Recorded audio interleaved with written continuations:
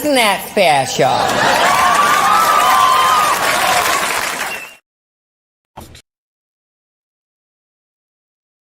Am I right or am I right or am I right? Right, right, right.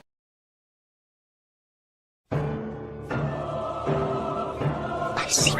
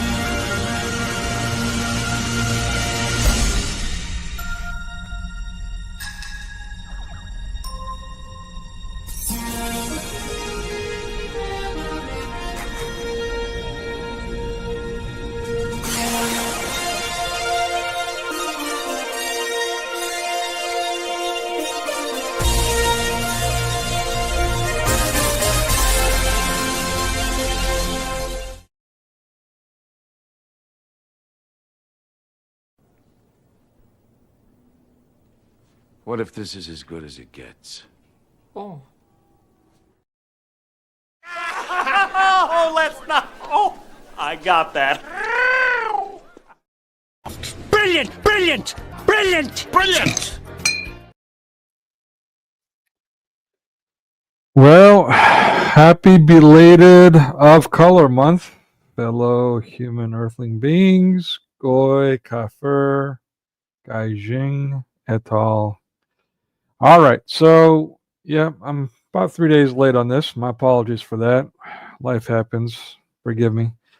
But here we are. Without further ado, got a lot to cover. So, I mean, this is going to be about as in depth of an analysis of this movie that you'll see online anywhere. I'm sure of it. We're going to look at the characters that inspired, so to speak, this production, from the origins of Marvel, the writings and all that, and so on. We'll look at samples of the movie itself, things that really stood out. A couple of clips, in fact. Watch those during the end, and all the related current events as well. I have the link in the description. Feel free to jump up if you'd like. Share your opinions or perspectives on what we're talking about. Any of it. I'll be more than happy to have you up here to do that. And yeah, I mean, what can I say? I mean, it's just, well, how Hollywood has gotten away with this essentially murder on every level is beyond me, and continues to do so. I mean, I know why. I talk about it all the time. We've got to, I mean, faith without works is dead. We got to get more active, evidently. So, yeah, I mean, what can I say? I mean, I don't even know where to start, to be honest with you. It's just so disoriented. But let's just start with the presentation. That's a good place to start. I wanted to try a different way of presenting today. You know what? Let me try that. I'm going to try. Hold on. Let me try this. I'm going to do a presentation like through PowerPoint on my system. I won't be able to see comments, unfortunately, because I only have one monitor. So that'll be one drawback if I succeed. But let's give this a shot. Let's see what happens. Hold on. Let me see if I can do this. Present. Share screen. Window. So far, so good. Put that on stage. Cool. Let me make it bigger. All right, let's go with it. Again, if you're putting comments in the chat box for a while I'm doing this presentation, if this is successful, I won't be able to see it. I'm doing this so I'll be able to mark it as I go on the screen. I can't do that through StreamYard, unfortunately. And I want to be able to have the capability to point some things out as I go. I might switch it, do it the other way I usually do it if it's not necessary and so on. But in the meantime, feel free to just jump up on stage if you want to make a comment about anything at any point. Otherwise, I'll see your comments afterward. All right, so let's give this a shot, see what happens. Presentation, play. Where's the play button? I forgot. Wait, vey. Wow, I feel like a rookie. Preview, view, play. Nope. Come on now. Oh, there it is. Okay, so hopefully, again, I don't even know if you guys can see me. That's the problem. I'm going to assume that you can still see this window and everything's good. If not, this is going to be the most boring half hour, which I'll edit out later. And please forgive me for that. I might have to do another live stream to make sure you guys see this presentation. I spent a lot of time on it. So, oh, here we go. Cover page. There's a couple of things I want to point out. Anthony Mackie. You may or may not have heard Anthony Mackie is a racist, anti-American. Surprise, surprise. Again, it seems like Hollywood picks the most racist black people to make prominent. It's It's been going on for decades, since the beginning of Hollywood, going back to Stephen Fitchett. Yeah. What else needs to be said here? The guy hates America, and he's hypocritically racist. What a surprise. Also, Saber, you see this character here in the right. Where's my tools at? Okay. No, that's not what I wanted to do. Let's go back. Previous. This is already going well. Previous. Let's try that again. There we go. Laser pointer. That'll work. This chick.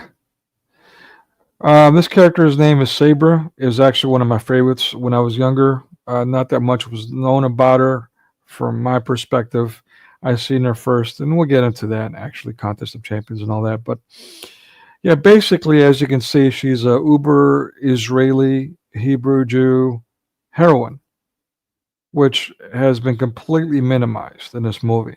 Completely minimized, which is intriguing because conversely, a very Jewish actor gets a reprise role after 2 decades, which is extremely rare, especially for Marvel. So even their superstars don't get that privilege.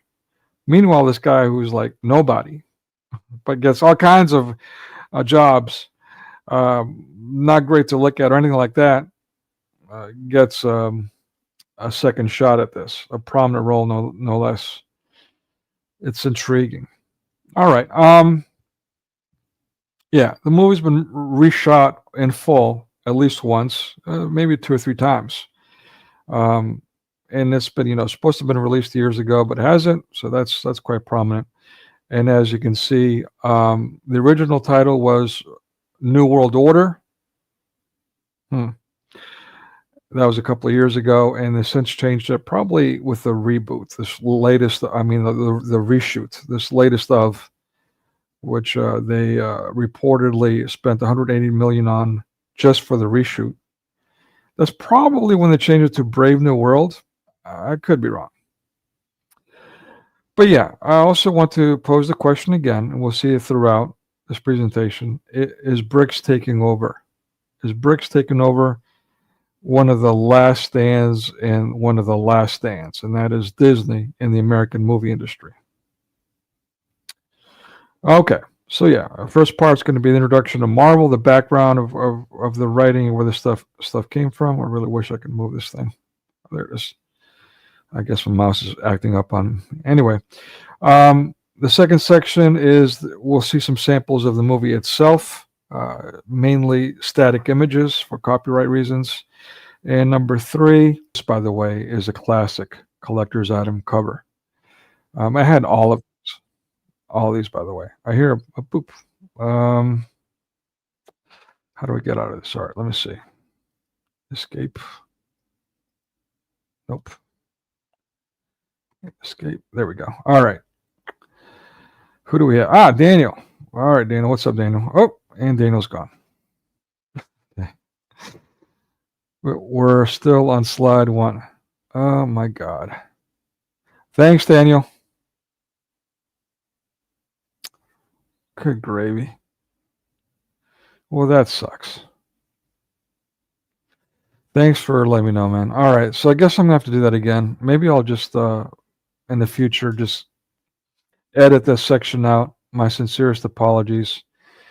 In fact, let me just remove this altogether and just do this, what I usually do. Man, that was working well, too, because I was able to use the highlighter. My apologies. Wow, that's embarrassing. All right, let me go back to the beginning. My apologies, guys. All right, presentation take 2. Where are we at? The 27-minute marker. Fantastic. Let me take a screenshot of that for editing purposes. We'll label this oops. Sorry, guys. Good gravy. I really need 2 monitors. That's all there is to it. I really need to improve my studio stat. All right, so let's get to this. Okay. Thanks for doing that, Daniel, for jumping up. Let me know. Okay, so like I was saying, Anthony Mackie, bottom left corner. Yeah, racist dude. You can see here, by the way, the top middle image, it's actually a mockery, really. He's actually taken the place, literally, of a scene that's really popular and controversial in the original Captain America movie, where Steve Rogers is holding onto, just as you see here, but now they're replacing him with Steve Mackey, who has no superpowers. He's got no super soldier serum. That's not even in put into the movie.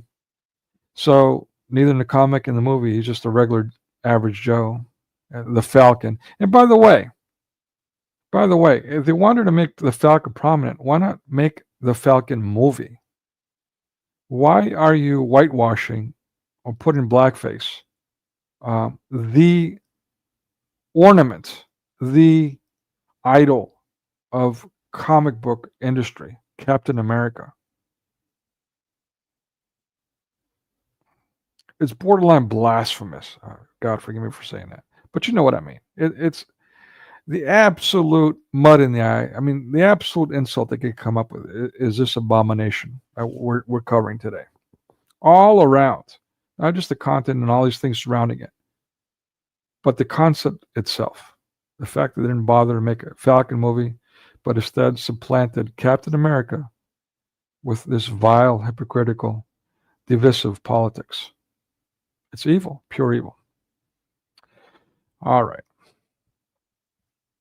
Oh, yeah. And as you can see here, again, New World Order and all that. I think you guys already been staring at this thing for 25 minutes. Moving on. Okay. So I was saying before, this is the original Captain America comic. On the bottom left corner, you see him fighting Hitler.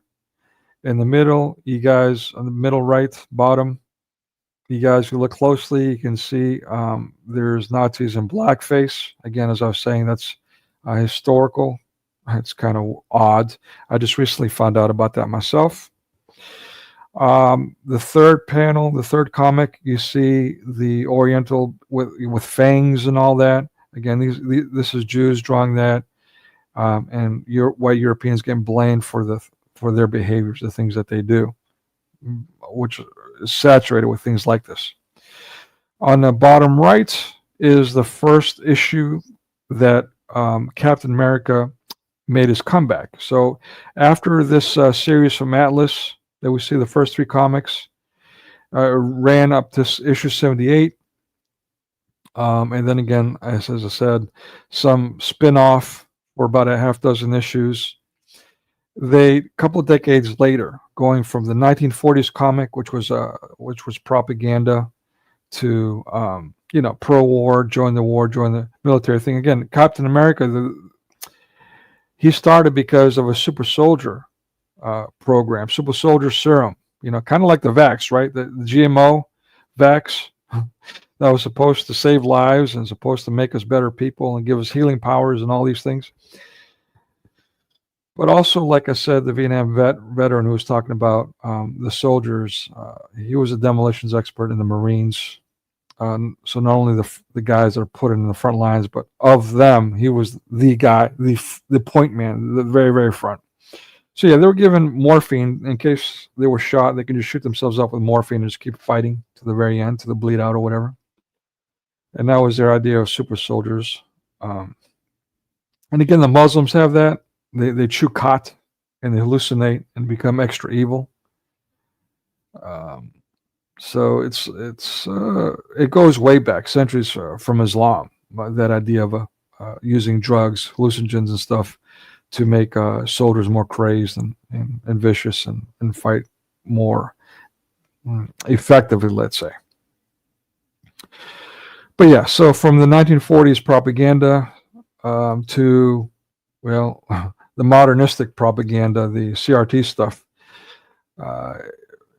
Avengers issue 4 came out in the 60s. Again, Submariner found Captain America in a block of ice. In the original series, as I was saying, Bucky, which you see the little boy in the middle right. That's Bucky, the original Bucky. Later, that was supplanted by Rick Jones. another character. But this original Bucky, he actually spanned over different comics in the 60s Marvel comics. He had a little boy group, like they're not superheroes, but they're just regular children. They got together and they were using ham radios to keep track of all the criminal activity, and they'll get on their ham radios and say, "Avengers, Avengers, Captain America, come, come!" And so that was their contribution. It was kind of like the modern phenomenon with all these superhero movies became popular. Regular people were dressing up like superheroes, trying to be vigilantes. So it kind of inspired that, so to speak, or it was just getting children involved by putting children in the comic and getting them active. Really, I'm sure it was just the goal there, I hope.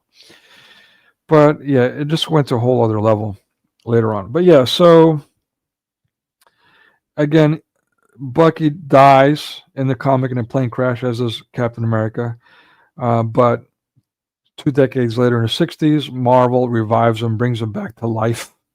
And by Namor finding him in a block of ice, and they thaw him out. Issue 100 of Captain America, the Solo America, again, I said they chose issue 100 because of the already previously existing Atlas comics, and so they went with 100 as the first one. And as you see in the bottom left, you see Black Panther and the Avengers in the background, and so all these themes are already prominent from onset. Issue 120 here, at 15 cents. Again, this is late 60s. You see, it's a crack up on campus. Again, to me, this is kind of slightly hysterical in the fact that universities are just a cesspool of communism and Freemasonry and stuff. So it's kind of ironic. Maybe, I don't know, revelation of the method of sorts, or I don't know, it's whatever. Issue 126, you see the Falcon returns. Again, as I was saying, he's already in these issues, but he's in and out of the issues. So at any rate, moving on. But it's just this theme of rebirth and returns and all that. It just, I don't know. It could be a coincidence. All right. So again, well, here you go. Issue 131, Bucky Reborn.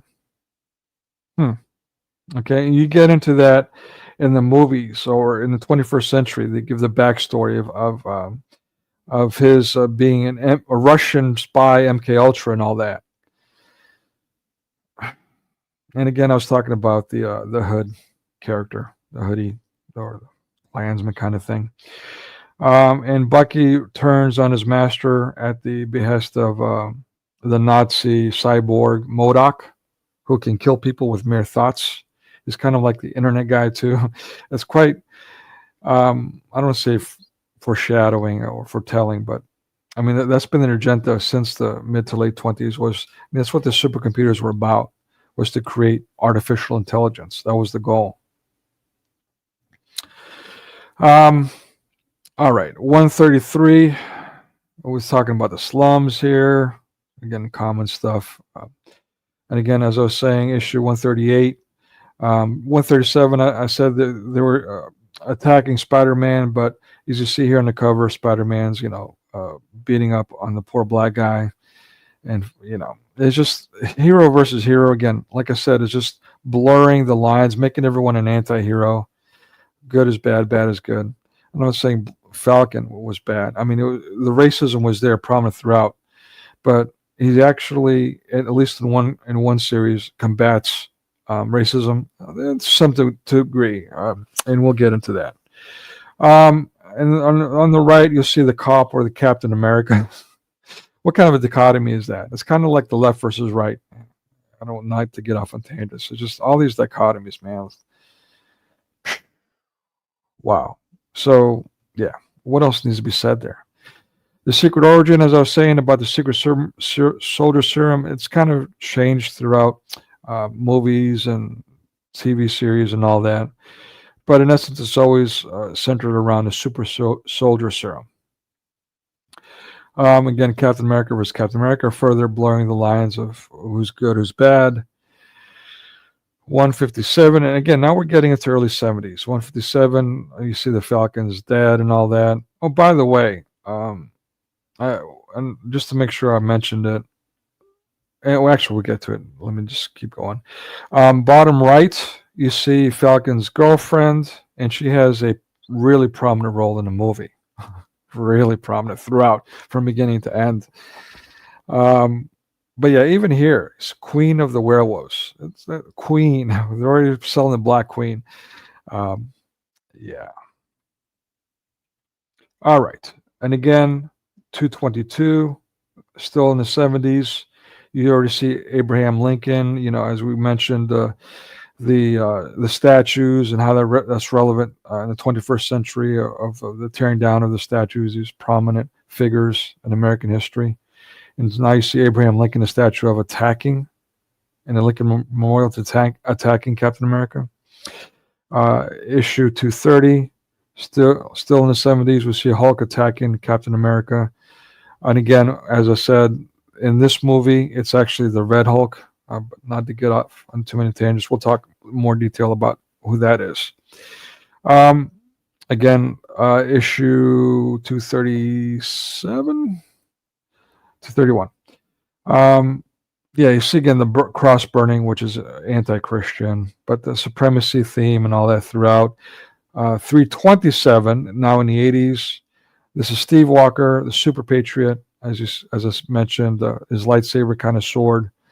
But he's like he's alt-right group, an extremist, but the lines get blurred. So as you see here, here we have Demolition Man. By the way, also in the movie, Demolition Man is we'll get into that too. But you see here he's trying to rescue Captain America. He's a super soldier serum guy himself, but not the same super soldier serum. That's relevant. He also looks like their Daredevil, but he's not the Daredevil, for those who know that character.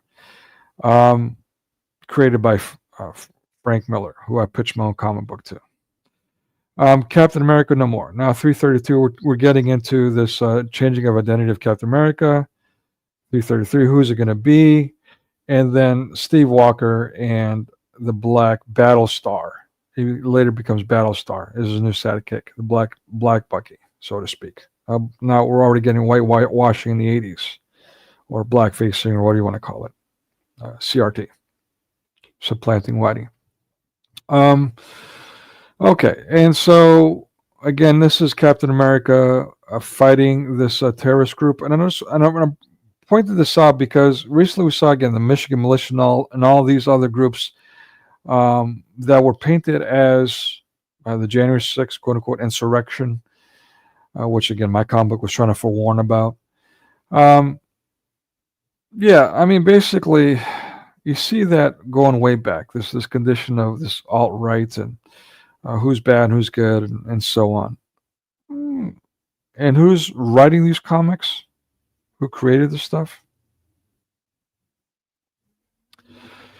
All right, so the search for Steve Rogers. So now they want to bring him back again.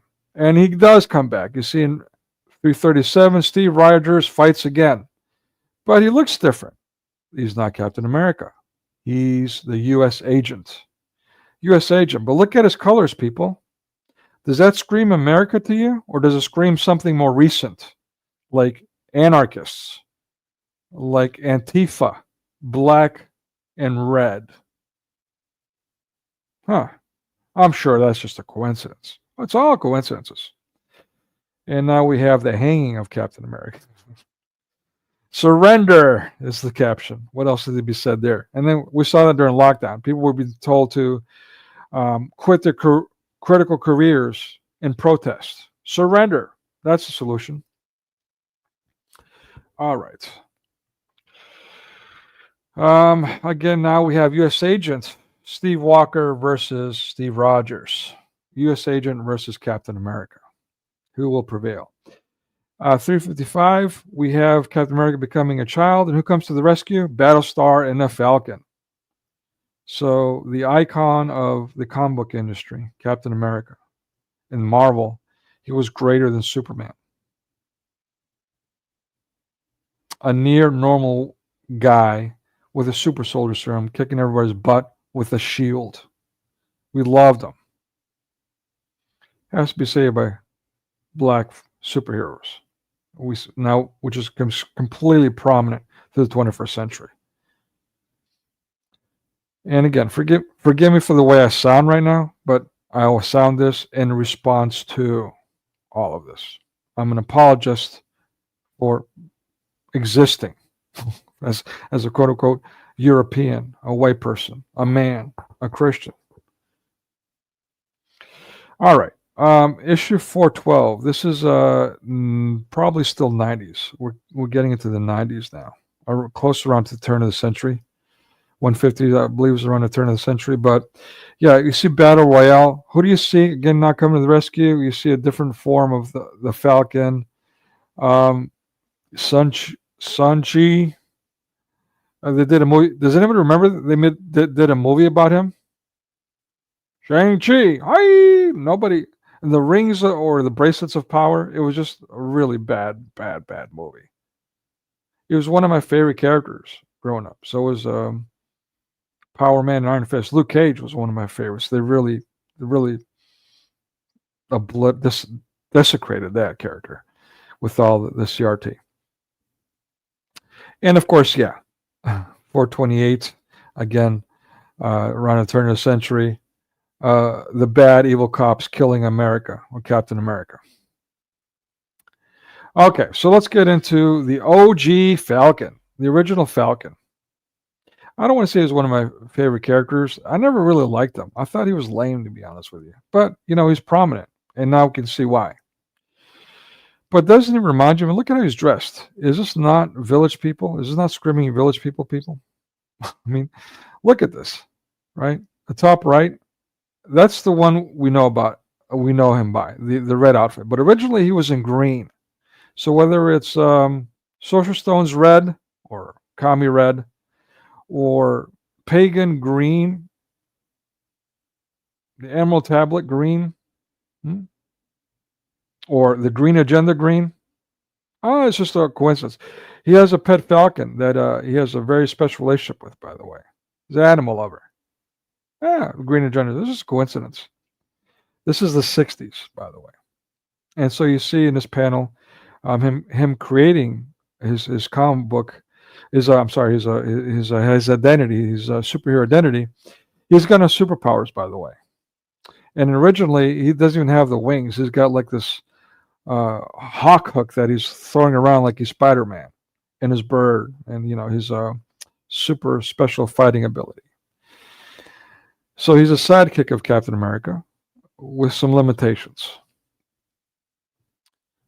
That later's wearing red and flying around, made more powerful, more prominent, and as we see much later, extremely prominent to where he's just supplanting Captain America.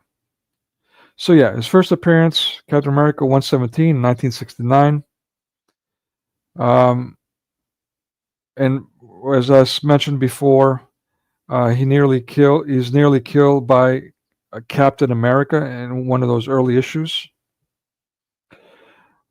He becomes Captain America in issue 2015. You see on the bottom right.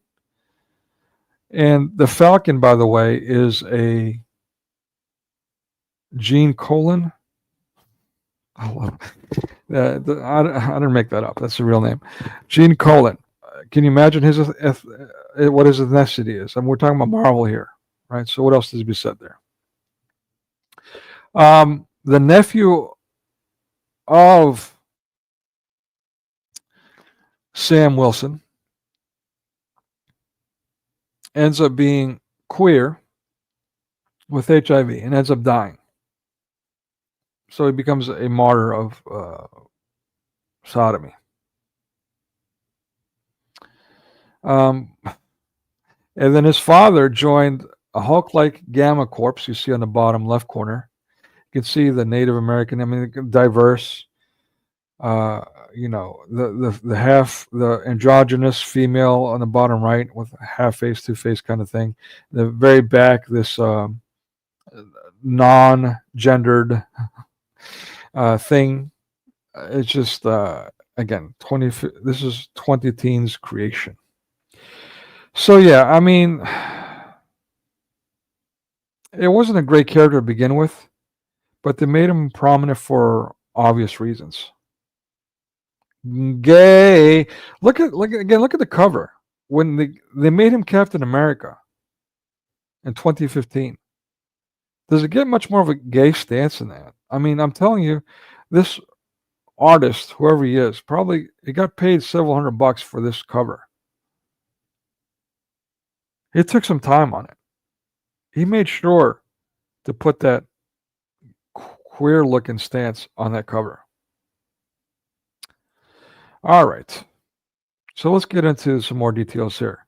The presence of the Falcon in the comics. As I said, 117, the original. 118, the Falcon fights. Look at who he's fighting. He's fighting cop-looking people, right? That's no coincidence. So right off the bat, who's he fighting? The Popo, the 5-0, the Fuzz. All right, 143. Now you see activist, let's say, Power to the People character who's pulling off his mask. He's the bad guy. I mean, it says Power to the People on the bottom. He's a bad guy. Can you guess who he is? He's unmasked? Who might he be? And they're freaking out. Well, for those that are familiar with the Captain America, even he's been in at least one of the movies in the early 80s Captain America movies. The Red Skull. Spoiler alert, the Red Skull. He unmasked himself, and it's the Red Skull. We'll get into the significance of that in a little while, and why they're freaking out. Well, one is he's pretending to be a black activist or whatever. Yeah, and 144. Oh, by the way, you see here on the third comic book, he's still wearing the green outfit, but on the top right of that comic book, you see all of a sudden it's red. So this is where he transitions in the very next issue. The partnership of Captain America and the Falcon get torn apart. There's some issues here, again, with the Nazis getting involved. And that's when he changes into his, identity as I knew it. 137, as I mentioned before, stalking Spider-Man. 153, here's where, things get blurry. Mistaken identity, spoiler alert. And that's the reason he's pummeling black people and beats the heck out of the Falcon, his sidekick. 171. So we see him teaming up with the Black Panther and the Falcon. And look at the subtitle, Bust Out. Okay, oy vey. All right. This is 172, the next issue. This is the Banshee, as you can see in the little caption there. But the Banshee, just is a Scottish character. He's one of the X-Men. He was annual #1, which is another major collector's item, where the original X-Men transitioned from being the X-Men they were. It's hard without showing you a picture. Basically, it was the Beast. That was really just a white guy that had big feet and hands and really acrobatic, that kind of mutant. It was just an all-white team, essentially, and they became diverse, international, and 100, and then later the X-Men was re-kicked in issue number 94, I think it was. Again, I have copies of these. I gave them to my nieces and nephews, and they spat all over me. God have mercy on their souls. All right, so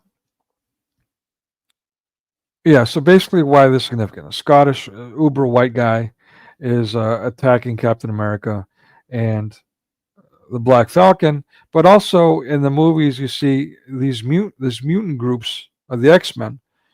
They're portrayed as a group that's different, born differently, and therefore they're victimized because they're born differently.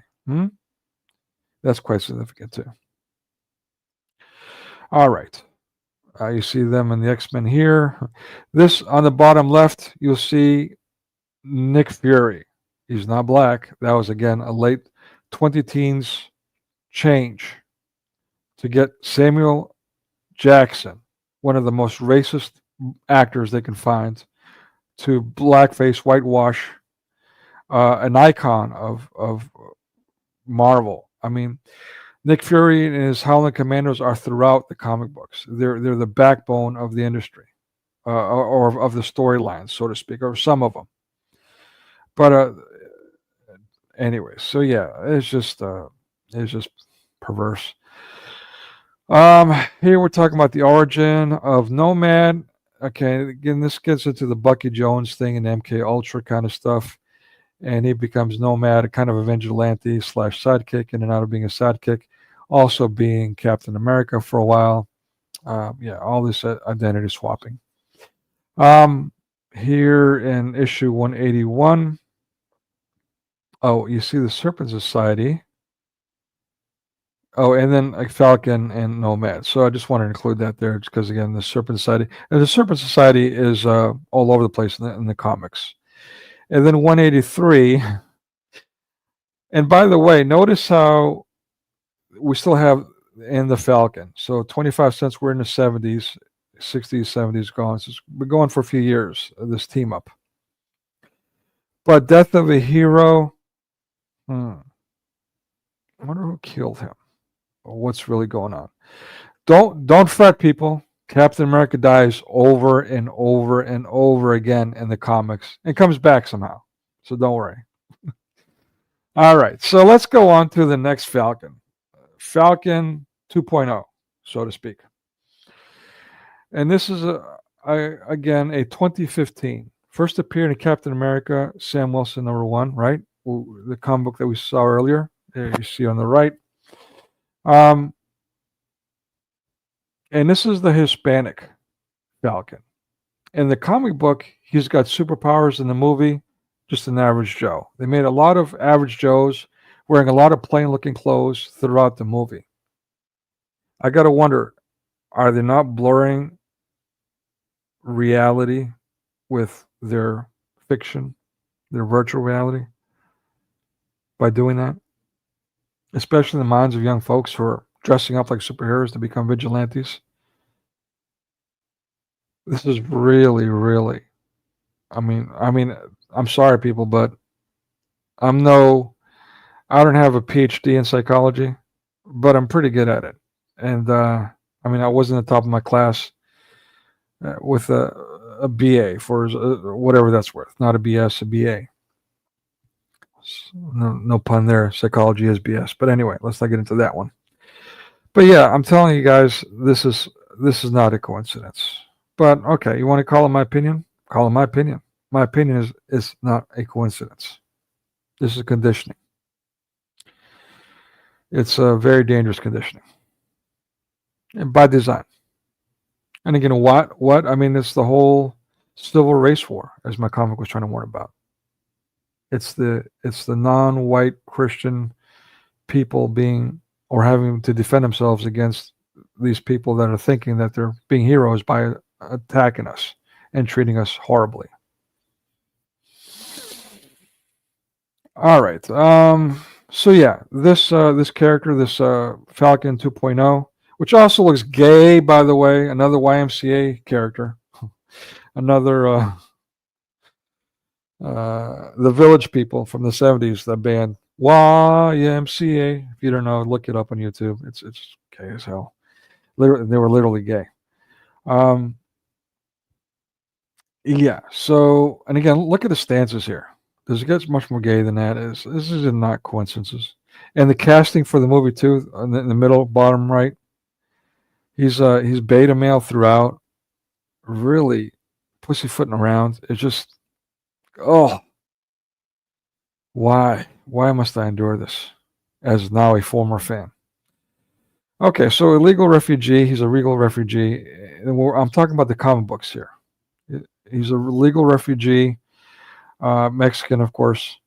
Experimented on for the secret super soldier serum, a remake of it, and they've got several remakes. Giving powers. Yeah, the experimentation gave him his powers. And his powers were, well, His genes were spliced with Falcon's or Sam Wilson's pet. Remember that? So his pet must be magical because it lives forever.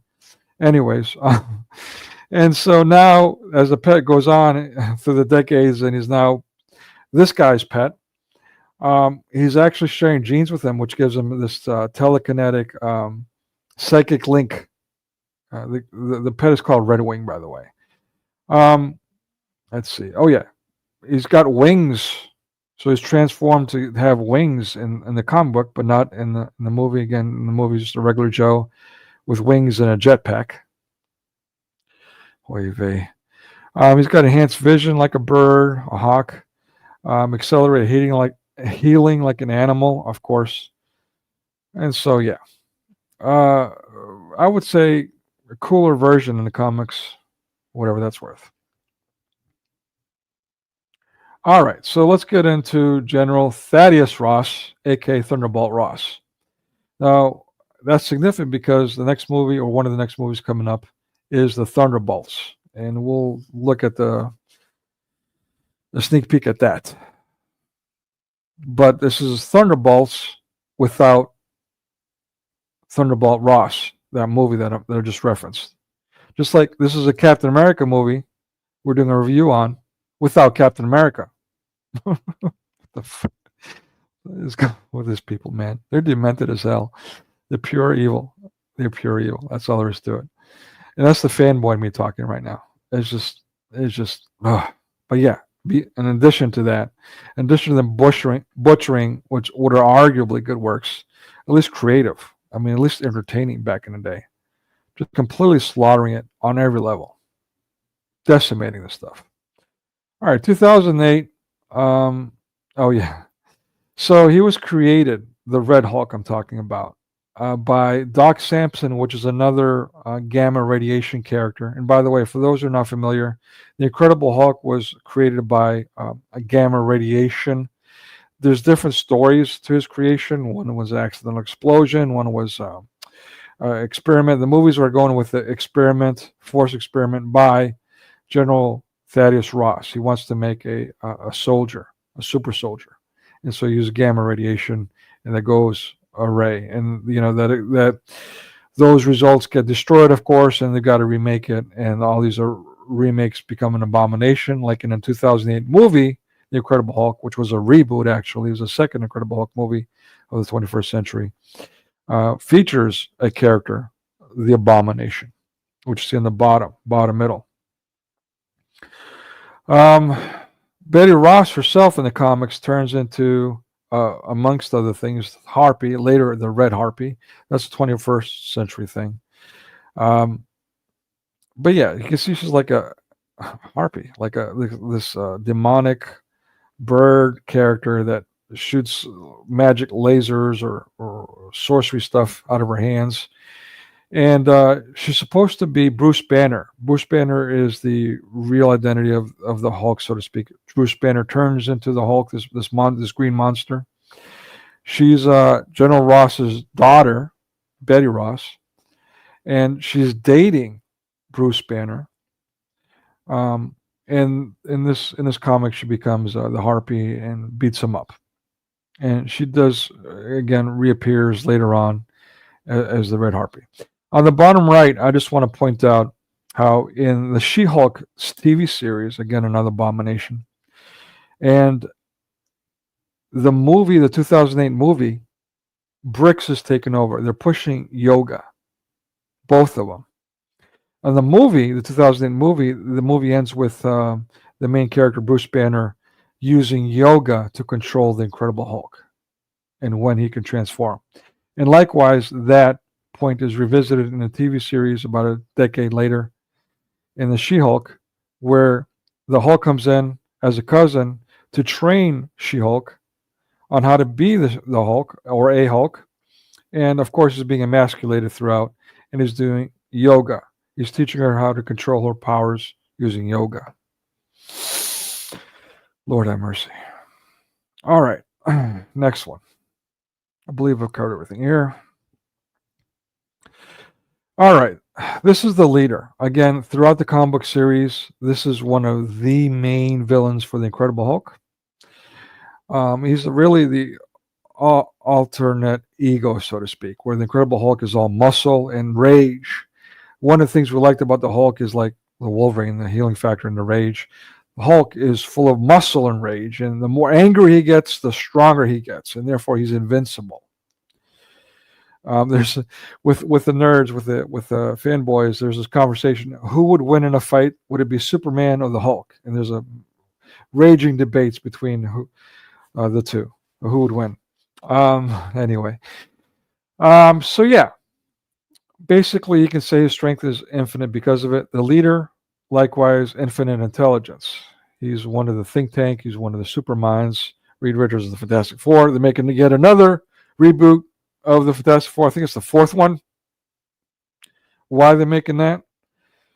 Well, probably to usher in. Well, they're saying Galactus, but I suspect something else. Sooner or later, they're bringing in the Beyonder. But let me not get off on tangents. We'll get to that. Okay, so yeah, alternate ego, superior brains, muscles in the Marvel Cinematic Universe (MCU) was created by the freak accident. So the bottom left here, you see the actor that I was talking about, very Jewy. He's a writer, director, and he's acted on all kinds of things, but nothing memorable because he's not that good. Yet he keeps getting these roles. He's really, how can I put it? Really whimsical acting, really flamboyant too. I gotta wonder about that. But of course, Jewish. So again, after 20 years, had a small role in 2008 Incredible Hulk movie. All these other major actors and characters were given the boot, but he's being brought back. Head scratcher. But yeah, so he gets in a 2008 movie. He's creating the Abomination, as I mentioned. And while that happens, a drop of blood from Bruce Banner's experimental stuff that he's got in his possession to create these other Hulks drops on him in his open wounds, and now he becomes the leader. We don't really see that in that movie. It just, hints that's going to happen because you see his brain, his head all pulsating and stuff, and he's smiling at the end, the sinister smile. But yeah, you see on the top right, okay, so the top far right, this whitish looking guy, that's actually DC. That's from the Green Lantern. He's another character that's, kind of weird, similar to the Brainiac, also DC, but here the leader, this super brainy person. On the bottom right, you see how the leader has looked throughout. The panel, the comic book panel, you see him wearing this red thing. That's actually a mask. He's hiding his identity. But after that, you also see white hands, by the way. Later, he's actually green. But yeah, later you see him throughout the decades, like you see that image on the bottom right, the big one with the orange suit, a big, long, tick-looking thing, elongated head. But for this movie, suddenly, they made him look like broccoli, like green cauliflower. I mean, and I think they do that intentionally. The soft-spoken casting, I think it's to emasculate this really prominent villain. This intelligent being who's white, turned green, super intelligent, is now, kind of dumb and stupid looking. So yeah, Samuel Stearns. What a name they chose for that character, Stearns. No comment there. All right. So yeah, it goes from looking like, wise. Tim Blake. Yeah. So we already mentioned all these things. I think I covered everything. Moving on. Sabra, quite significant, especially these days. Yeah, and so, as we know, the left is now suddenly attacking the Jews.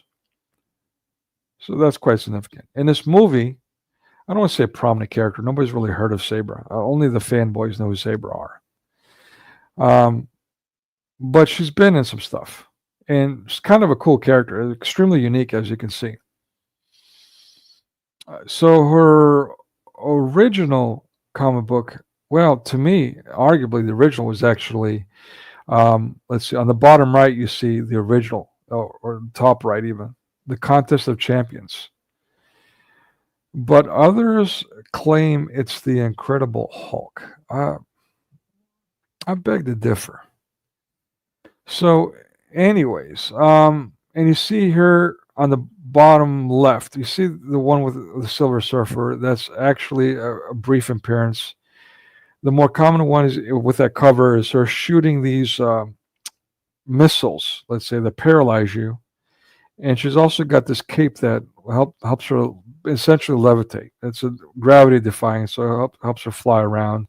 And it's got autopilot and all this stuff. It's really weird, but cool looking, right? She's got the Hebrew afro and all that. So the name Sabra, it comes. I don't really know that much about it. I just know because of the fanboy stuff.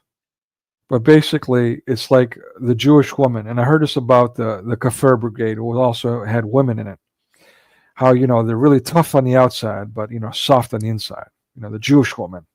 So that's what's supposed to be the Sabra, the fruit representing the Jewish woman. That's really tough on the outside and blah blah blah. Yeah, gravity defying superhuman. Oh yeah, she's also a mutant, by the way. She's like so when Marvel does Native American Indian characters, they always got the super physical ability and the great senses. She's kind of like that too, and she's also got a healing factor. So yeah, pretty standard there. Yeah. Oh yeah. So going to the comic, by the way, let's take a look at that. This panel on in the middle going downward. You see this character, the Arabian Night, which was also one of my favorites when I was young.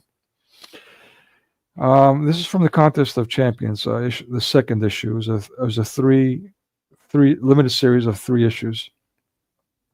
So you see Saber fighting the Hulk. You should know that in the Incredible Hulk series, when Saber makes her appearance, she pretty much beats up on the Hulk. But She-Hulk, the cat fight, all of a sudden she's getting beat up. Huh? How about that? And she just so happens to fall, you see on the slim panel on the right, falls right onto Arabian Nights' magic carpet. Oy vey. Oh, lo and behold. So the Arab saves her. Go figure. Yeah, that's all I really want to say, I think, about this. Yeah, that's all. But yeah, she's really minimized in the movie. We'll get to that. Isaiah Bradley, 21st Century Innovation, given a backstory. He allegedly goes back to the original Captain America, where they tried to recreate again the super soldier serum and experimented on him, and it didn't go so well, but it went okay enough for him to be a superhero all the way back then, allegedly. Yeah, and so they completely make this character absolutely idolized. Like, he was supposed to, in essence, in the comics, supplant Captain America, right? And they do the same thing in the movie. They really they introduce him like, oh wow, in the very beginning of scenes and all that. They make this big sequence about how amazing and powerful he is, and we'll get into that actually. So let's see. Did a synthesized super soldier serum grandfather? Oh yeah, he's a grandfather. On the bottom right, this is one of the characters that I was intrigued by and liked, and actually, in essence, included in my own comic book. Kind of, not really. Really, it was a character that based off of an old friend that what we call the Ninja Master, and I've talked about him before in other live streams. Not to get off in tangents there, but anyway. So this was another character that's supposed to supplant Captain America, the Patriot. As you can see, looks just like Captain America. That's not a coincidence. He's got similar weapons and so on. But yeah, he's supposed to be the grandchild of this Isaiah Thomas, and therefore has the superpowers and blah blah blah. Who cares? Sorry, enough of the nerdy stuff. Yeah, so he's in the movie. He's portrayed as a superpowered guy, like I said, greatly idolized. But spoiler alert: he tries to kill the president, and therefore now he's a victim throughout the movie. Huh? Huh? How's he a victim throughout the movie trying to kill the president? What are we setting up here, people? Why is everyone who's part of this movie not being arrested as we speak? I mean, seriously, what kind of propaganda is this? A movie that was held back for a couple of years, that by the description of their president, the character that they created in this movie, is perfect for Biden. But they held off, waited for President's Day, Black History Month, and Trump to unleash it. In the 180 million reshoot, I've got to wonder what they included in that. So you see bottom left, yeah, he's punching a punching bag across the room. Look, I haven't seen that before. He's doing all kinds of crazy stuff in this scene to make it look, whoa, magical. And in the middle right, you see him, oh no, he's part of an experimentation and all that. Really dragged that scene. And, oh, you know, he's got the stats and blah, blah, blah. But Captain America, whatever. He's not a victim. Layla Taylor, Sam Wilson's girlfriend. As we mentioned before, she's got a prominent role. Look at this comic book. Now we're going to look at some of those panels from that comic book that we mentioned earlier. Look at what she's saying here. Again, this is a 1960s, late 60s, early 70s comic. Well, if it isn't our friendly neighborhood Uncle Tom. All right. So they got that in bold.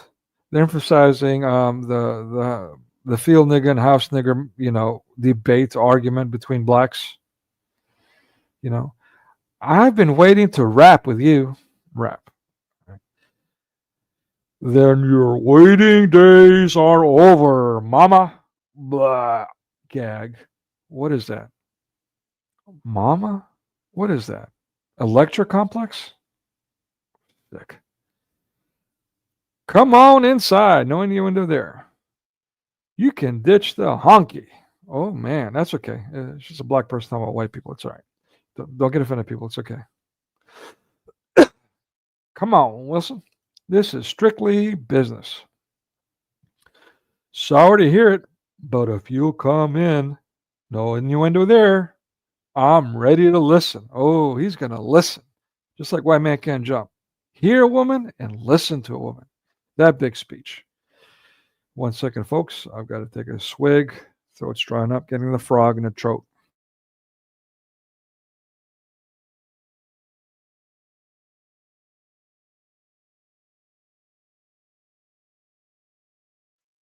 Excuse me.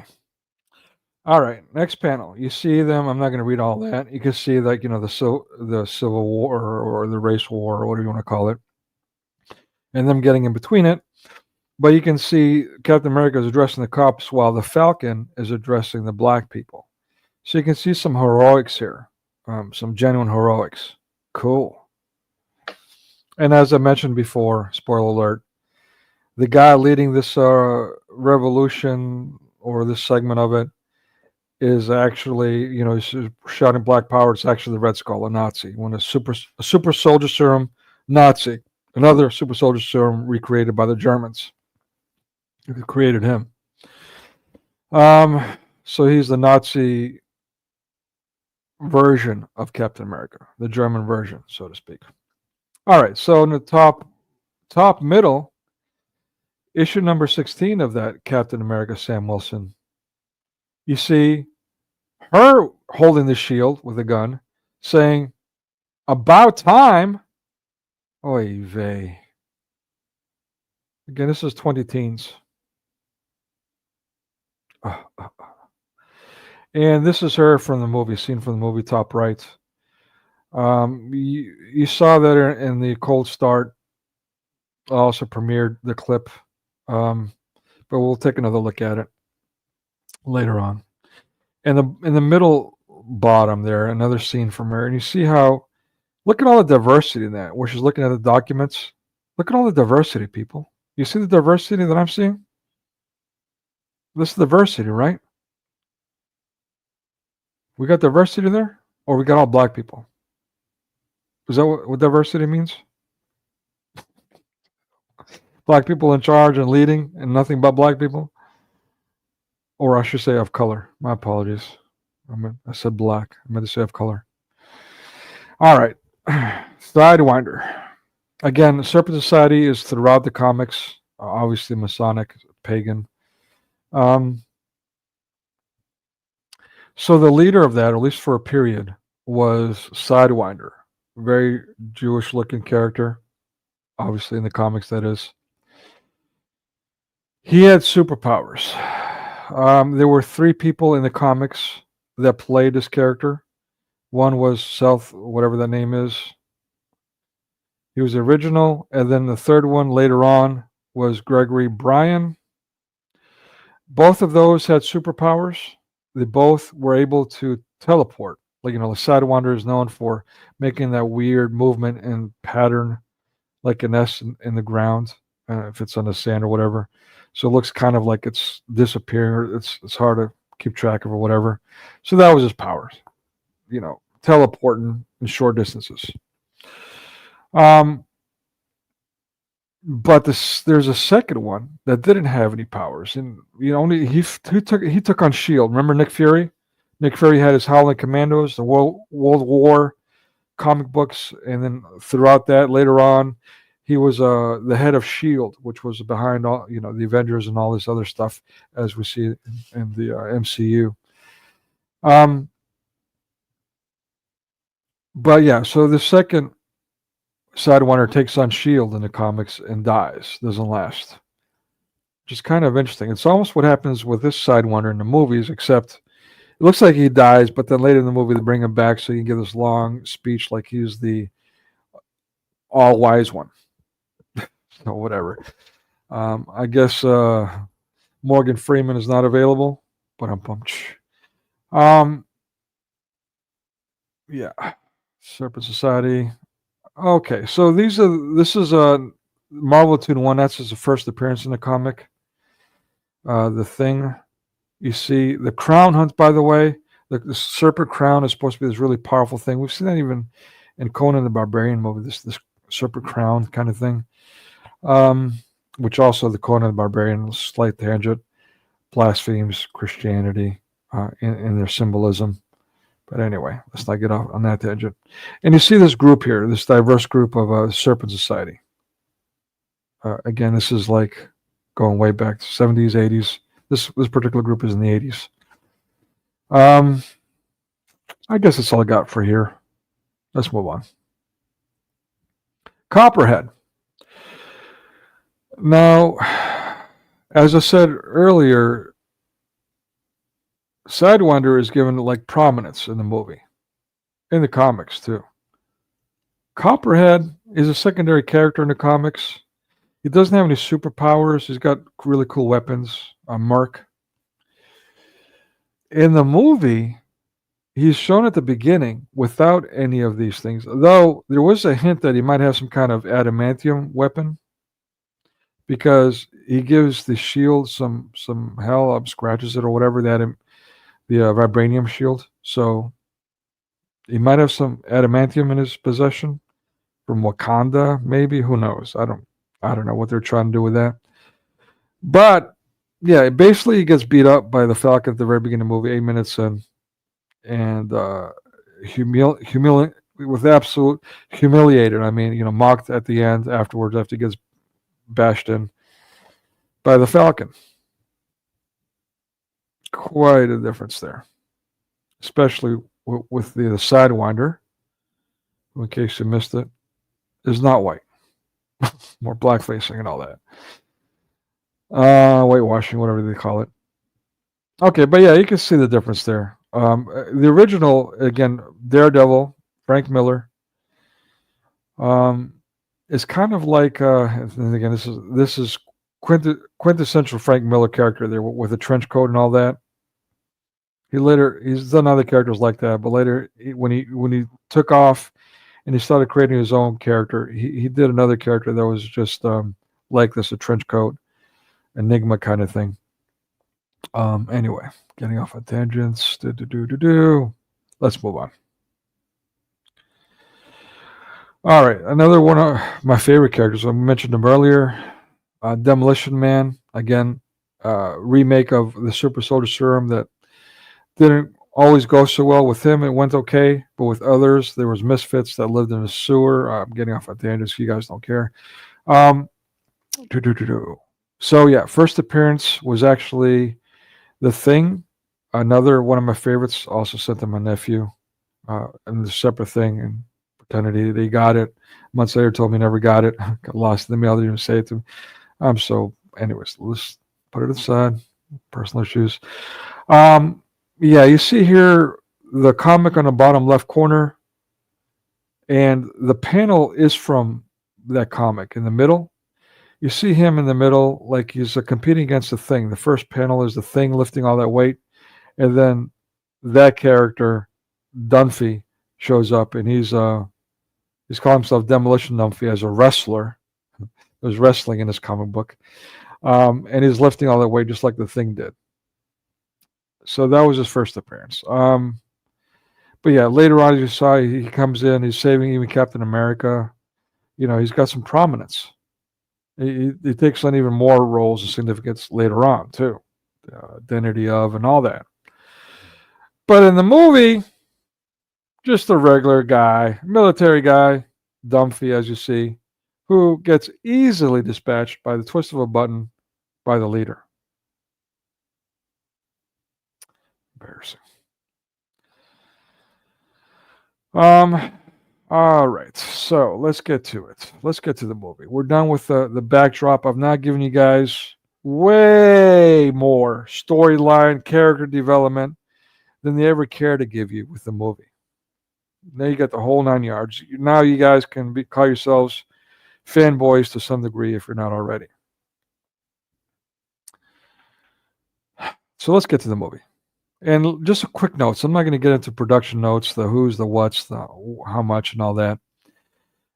We might see a couple of clips in shorts, depending, or I'm sorry, in reviewing videos later on. But yeah, I mean, really not too much. All you need to know is it's another flop, and that BRICS is taking over. And we'll get into that with more evidence and details. It's not me saying it. This little graphic here is showing you that it's the second worst flop in recent Disney Marvel history. Quantumanium, Ant-Man and the Wasp Quantumanium was now the third, but that's the one everyone references. The Marvels, as you can see, was an absolute flop, and I did a review of that. Well, actually, probably two by accident. Because there's so much to say. It was just so bad and so much, just like this movie, just saturated with such vileness, anti-Christian stuff, extremely blasphemous that movie was. Promoting Islam, I mean, it's just horrendous all around. Just promoting pedophilia, lesbianism. This was a Disney Marvel movie. The Marvels. But yeah, as you can see, that one really tanked. And just so you'll know, and we'll get into the numbers later a little bit, not too much. But yeah, so what's going on here? I mean, we've got all these Orientals already, like in teams in the CGI alone, as making the movies, but not.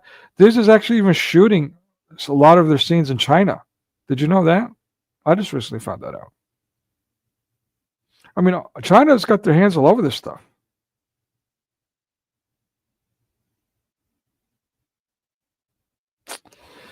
So is it an implosion by design from within? I gotta wonder. And again, why has it been shot so many times? And the timing of its release, it's quite significant. And why lie so much about the numbers? And why they're getting away with all this lying? Why are they getting away with the propaganda? Again, this propaganda piece is clearly telling people to kill the president. Why is nobody being arrested? That's really what I want to know. And I'm not one that wants to cheer for a dictatorship. Hell no. I'm warning you that we're being pushed into a dictatorship. But communism, dictatorship, that's the left-right dichotomy, false dichotomy we pushed into. All right. By the way, second week, this is definitely worth mentioning.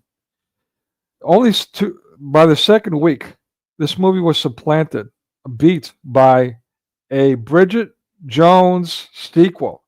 A woman that's got to be like in her 50s talking about her crush on a boy. Mad about the boy? The hell? Is this a PETA movie? Haven't seen it. I might have to at least take a look at it. I don't know. The title's got me intrigued. I might have to do one on Bridget Jones and Renee Zellweger. An opportunity to do one on her too. Miss University of Texas. Which I had a crush on. Don't tell anybody. All right. Moving on. So again, Sidewinder, plain clothes. This is at the 36-minute marker in the movie. As you can see, he's like throwing grenades and stuff. He's ambushing the Falcon here, who's also wearing plain clothes. And in plain clothes, he overtakes this guy who's fully armed somehow. What? Oy vey. Oy vey. Oy vey. And if you've seen how he does it too, it's just bad. Yeah, and so this character, by the way, his powers were created, and this is not in the movie, this is from the comics, Roxxon Oil Company, in a chemical accident. Forgot to mention that. Yeah, again, all these, the Falcon plainly dressed and taking on this villain plainly dressed, is this not making you think it can run around, behave like this? I mean, especially as a young, influential child. Major problem here.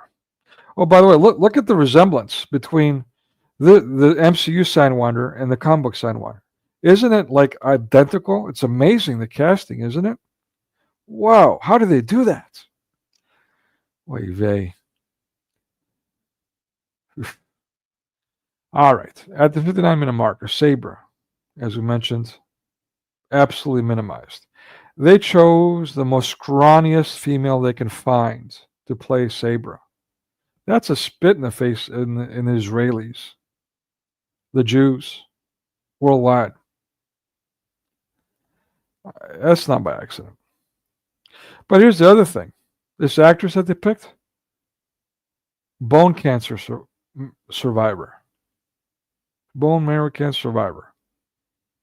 So we can't even talk trash about her. Can't even be real about her. Or we're being, bad people, right? Quite crafty casting there. What's her ethnicity, by the way?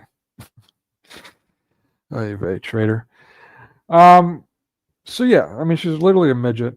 I wish I had a better picture to show you guys. You can see her, but you don't watch the movie.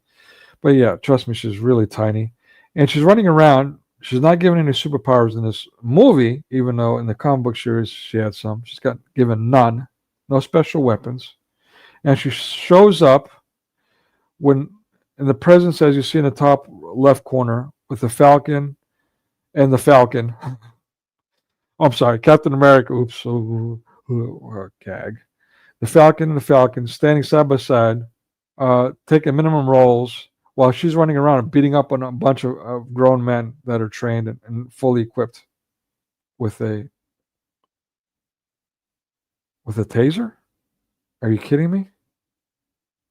It's non-lethal on top of that. Are you kidding me? I mean, it's embarrassing how bad this is. It's embarrassing. I'm embarrassed for them. At the 1 hour and 32-minute markers, the president becomes the Red Hulk and tries to kill everyone. All right?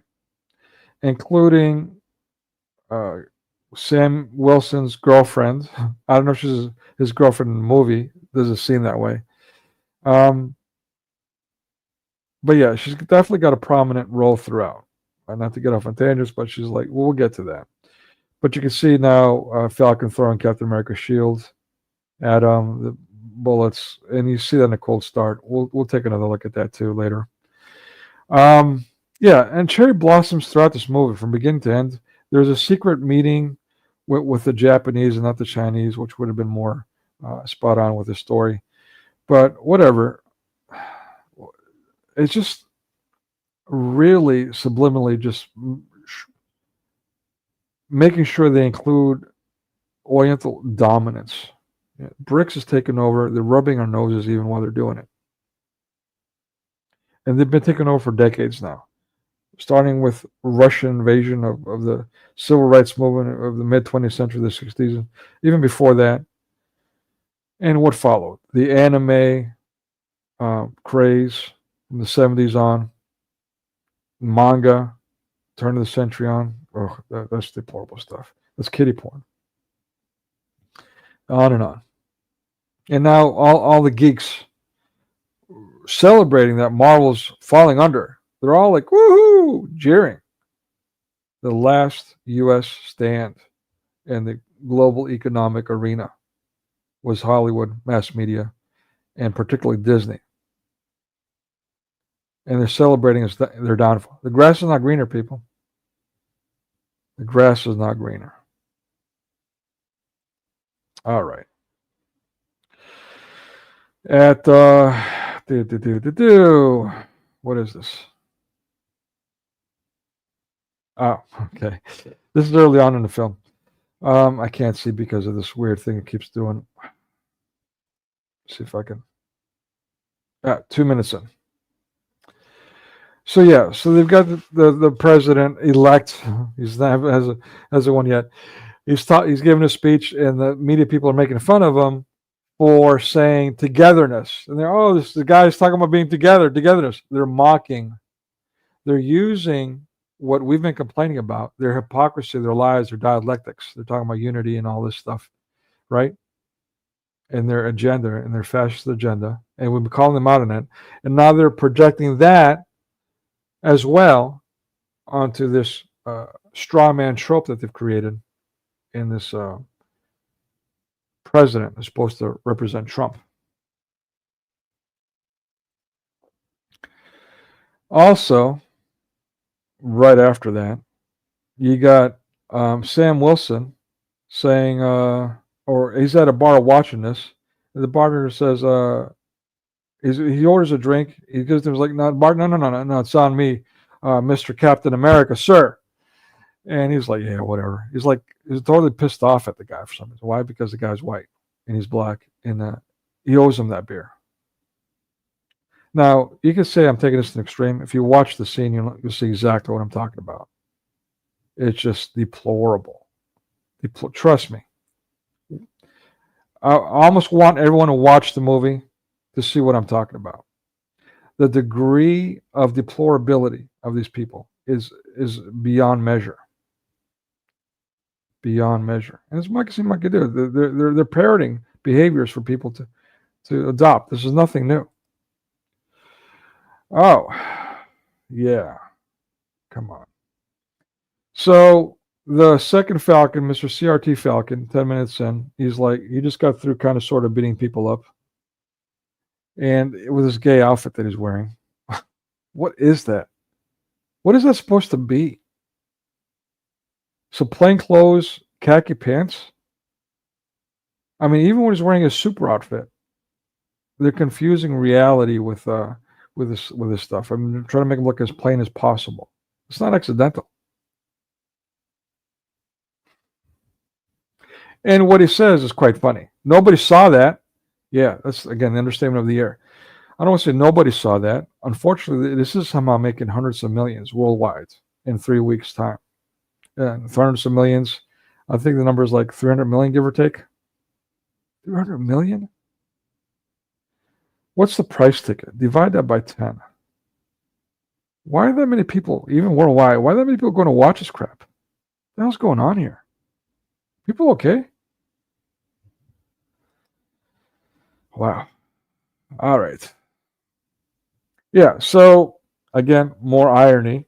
3 minutes later, the Falcon runs into the Falcon, and he says, or should I say Captain New World Order runs into the Falcon 2.0. And he says, not a people person. You got to learn to keep your mouth shut. He's telling him that. The irony here is that this actor has been under some heat for making his public statements about, America sucks and America's evil and all that, while he's like being advertised as the new Captain America. So I got to wonder if this was part of that 180 million reshoot, taxpayer money. The advertisements, taxpayer money. I mean, if it's a flop, it's a write-off, FYI.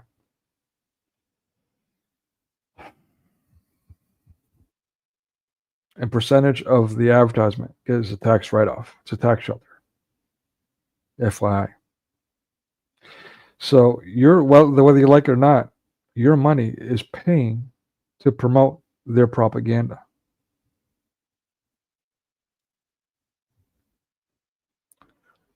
But yeah, they're making fun of it. I gotta wonder if this scene was added during the $180 million reshoot, the most recent one. All right. So a couple of minutes later, now we see that sequence that we're talking about, that exaggerated Isaiah. Hey, he's like super idolized. He's wonderful. The greatest thing since sliced bread. Yeah, I'll hold for the president. That's Sam Wilson talking.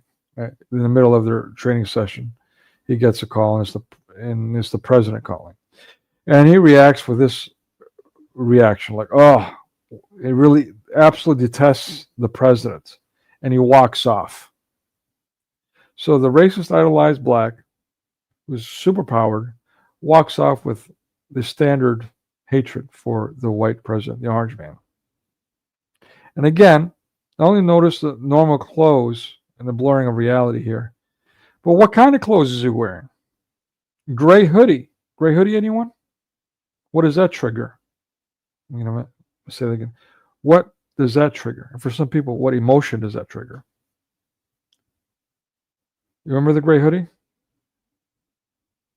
George Zimmerman, Trayvon Martin, remember that? They even decimated my favorite character in the series, Luke Cage, Power Man, by putting him in a gray hoodie and getting shot up by people in a church, no less. In that series, I want to spit in their face, at the very least. Yeah, 22 minutes, and now we've got the president is coming out. He's somehow behind some kind of protective glass. And this diverse group, look at how diverse this group is again. Do you see the diversity, people? We got women, some white women, some androgynous women, some Arab women, some Oriental guy, black guys, Mexican guy, another black guy, another androgynous woman, libtard woman. Oh, there's a guy in the back, in the middle, kind of sort of see him. The very back. See him?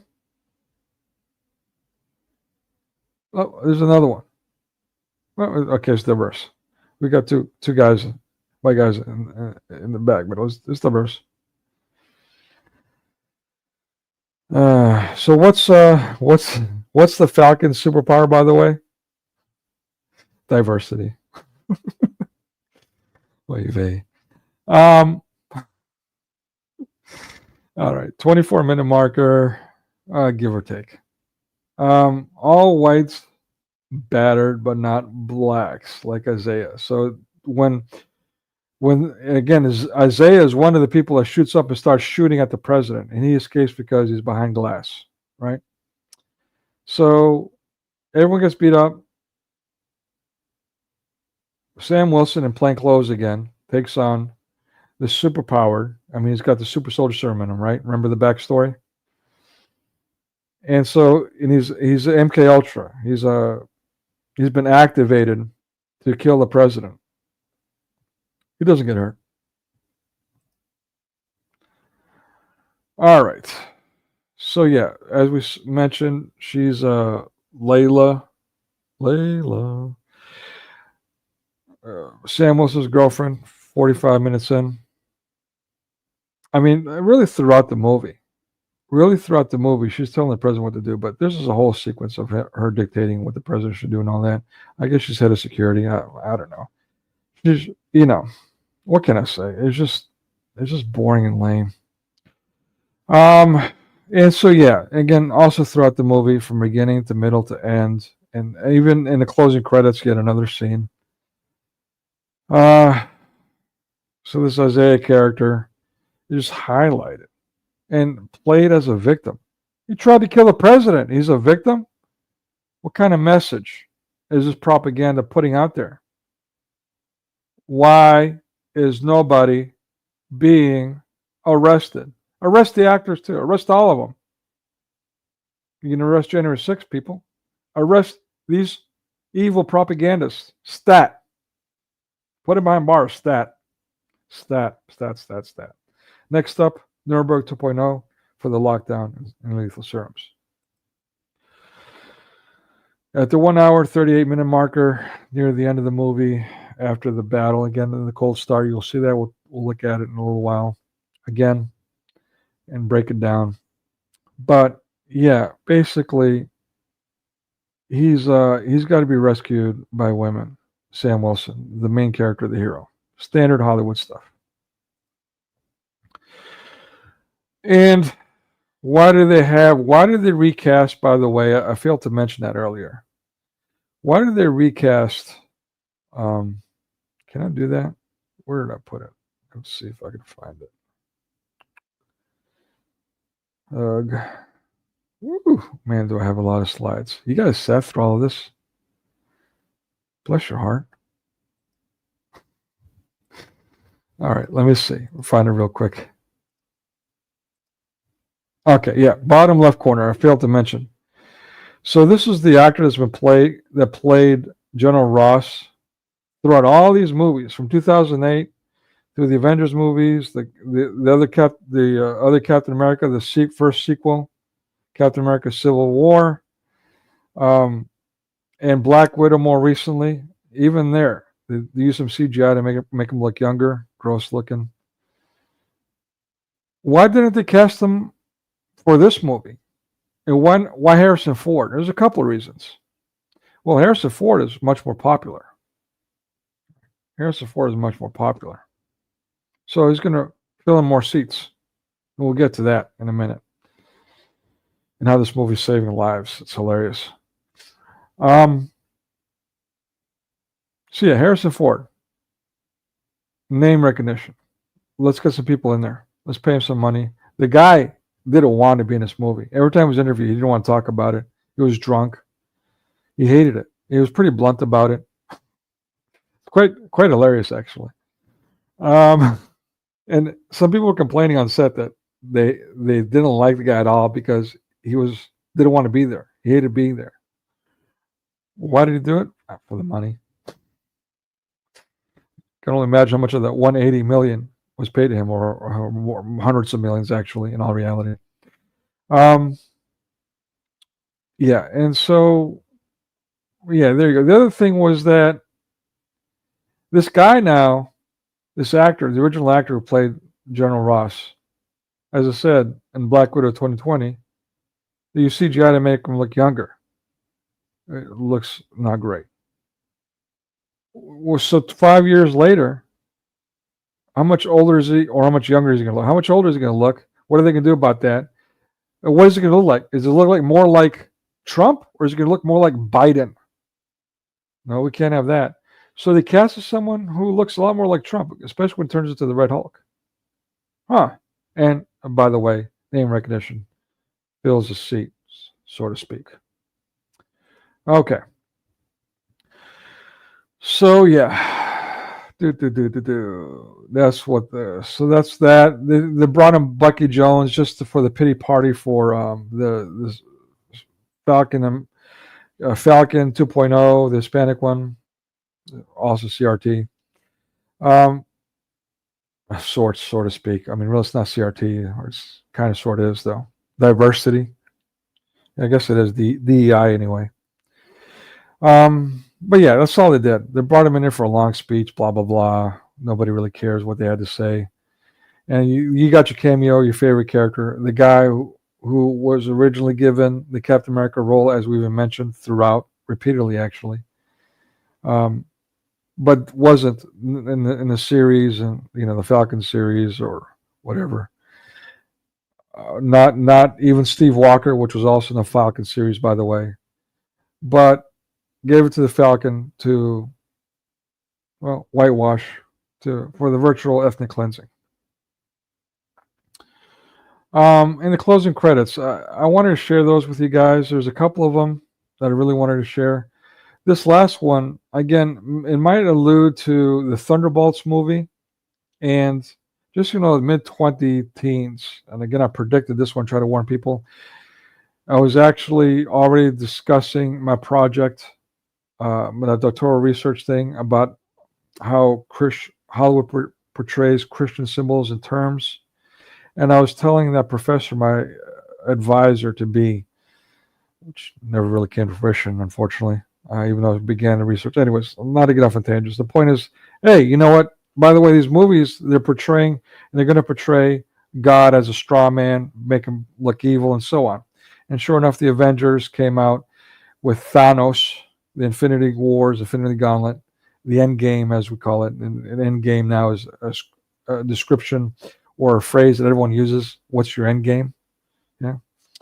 But also DC in its Justice League, Superman versus Batman. Superman versus Batman, by the way, another Frank Miller creation. It's supposed to be man versus God. Batman represents man, and Superman represents Christ figure. And so they've got man killing God there. And so you can say, oh, that's extra religious. No, it's you versus God. You hating God because he's evil. So now they're going to bring that back in the Thunderbolts, in this not Hyperion, not Gladiator character, but this character that's super supreme. He's a regular white guy who's a drug addict and somehow gets Superman powers. And his powers and his personality fluctuate, and he's a detriment. So they're taking that to the nth degree. Oh, Darkseid, by the way. I failed to mention a God character, Darkseid. Anyways, but they also might bring in Secret Wars: The Beyonder. I'm waiting for that. I'm not sure where it's at. Maybe they were and they're not going to do it anymore, or maybe that's still coming. We're in phase 6, so maybe. But yeah, that's going to be another one I'm going to have to watch, the Thunderbolts, just to do my research on it and expose the messaging. You can see the strength leaving my voice as I think about that. All right, so that's it for my presentation. Make sure correct. Okay, so what do we have next? We have current events. Again, the link is in the chat. Let me share that again to make sure you guys have it. Let me check. Yeah, nobody on Rumble saying anything. They never do on Rumble for some reason. Okay, nobody on YouTube side is saying anything. Hope I didn't put everyone to sleep. Let's start sharing some stuff here. Let's take a look at the first thing. Let me go ahead and remove this. It's confusing. Remove my presentation. Let's share. What is this? Oh, that's the cold start. We don't want to X out of that. Let's share this first. Okay. So, nope, that's not what I want to share. Stop sharing. I guess I'm going to have to stop sharing. Sorry, guys. Give me a minute for the 1,000 clicks. So annoying. Close out of this. Come on. Stop freaking out on me.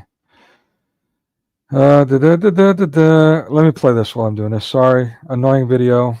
Please forgive me. I'm not doing this on purpose. Just a time killer.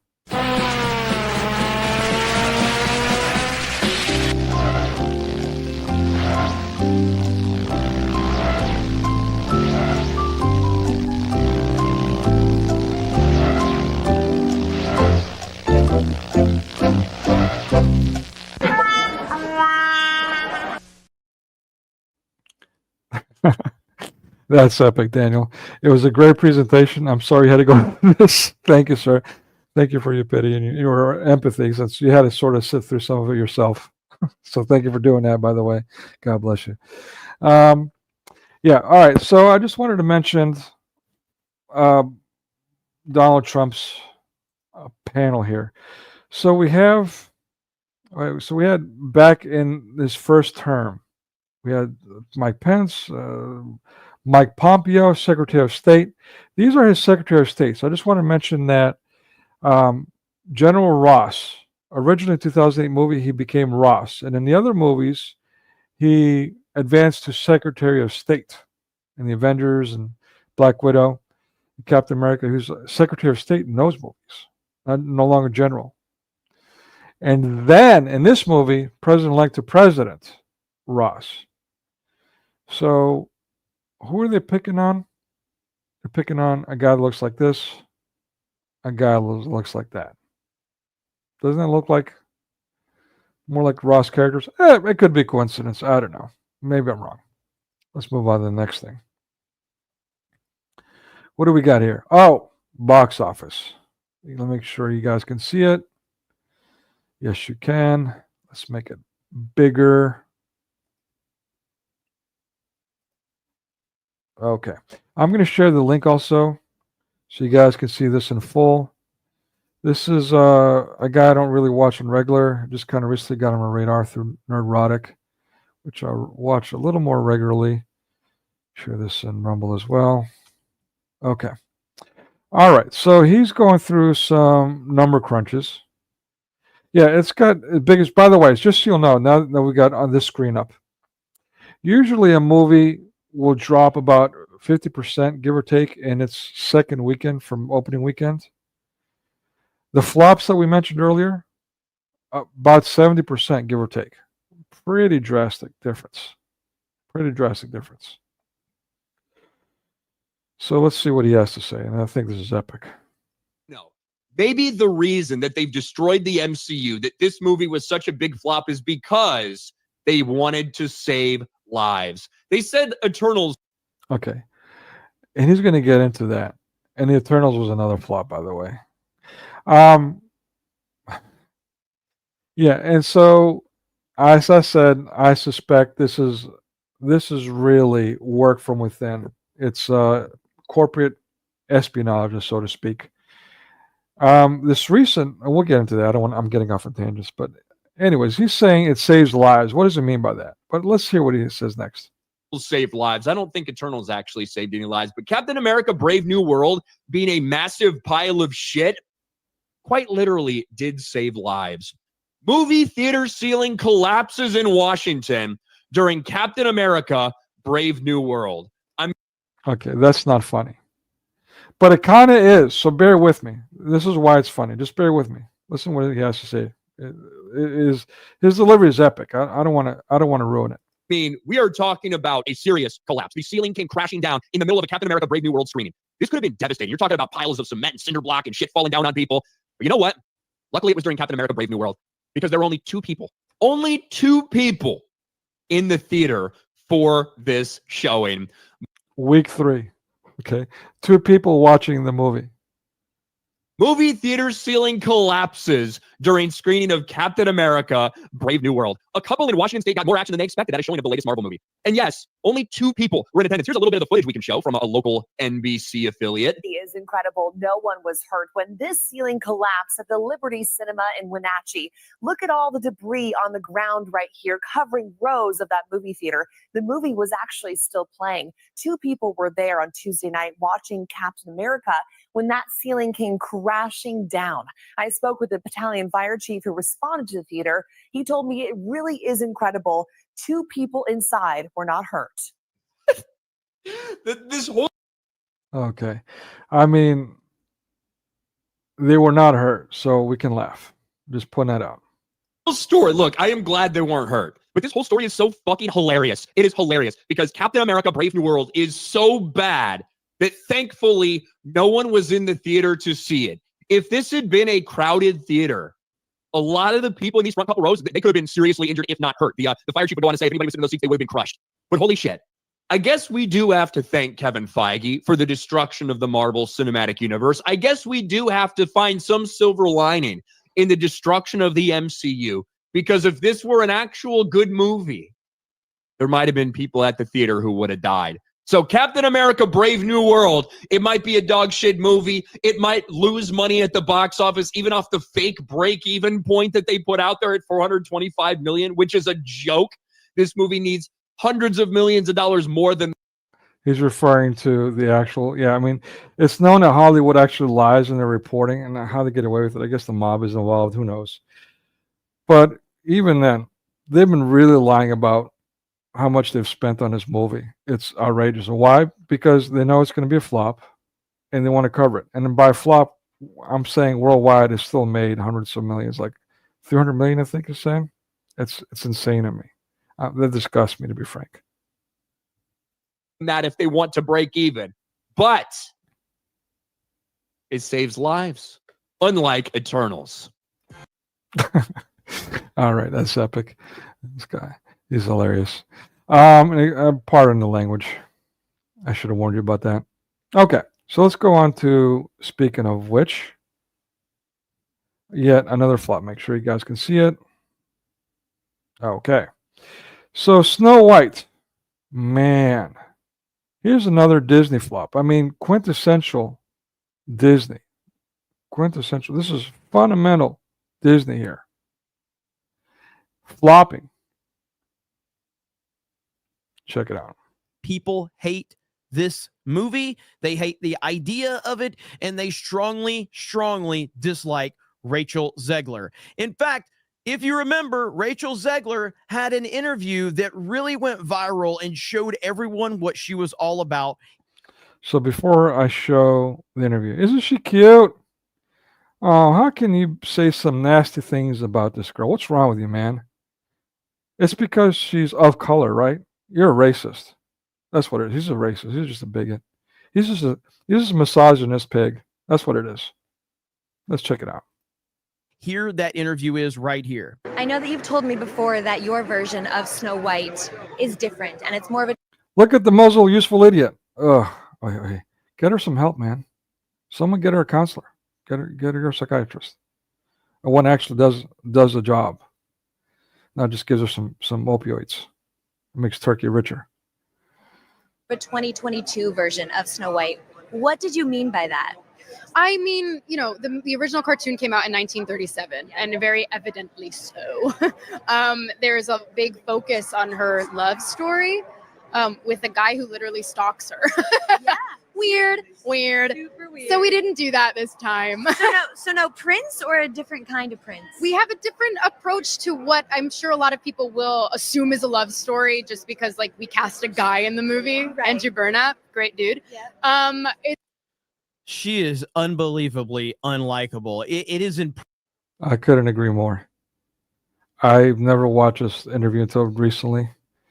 Yeah, that's just completely disgusting. And androgynous, by the way. She's quite androgynous herself in her own. She looks like a squire from a medieval movie. I mean, what is that haircut? Anyway, not to mention, I won't say anything else there. You fill in the rest.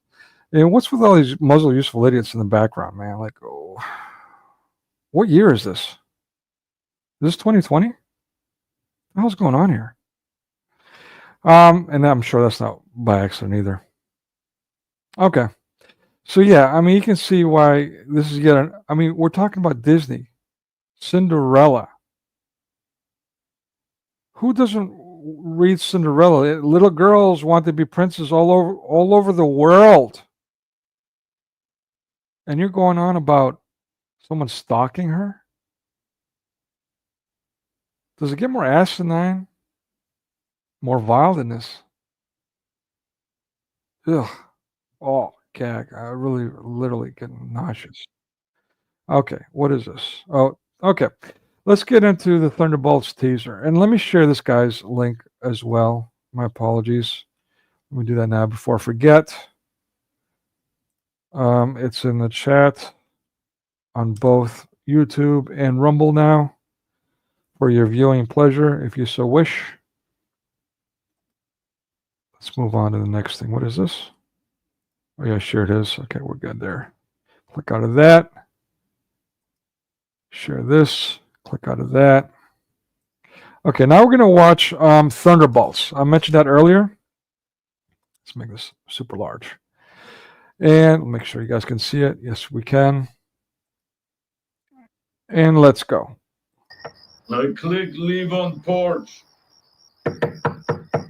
You're Another androgynous psycho. Fantastic. Can't wait to watch this movie too. subordinates will be reported to DoorDash HQ. Alexi, it's me. Open up. Milena? Can you look more pathetic? This is supposed to be the Red Guardian, one of, like, let's say, arguably the Captain America of this Russian team. It's a Russian equivalent of the Avengers. That's throughout Marvel Comics. He's been in other movies. In Black Widow, they really made him look incompetent and emasculated in that as well, and stupid and all that. So I'm not a fan of this character, just for the record. But I'm certainly not a fan of what Disney has been doing, obviously, or Hollywood, since its creation, since they spawned it.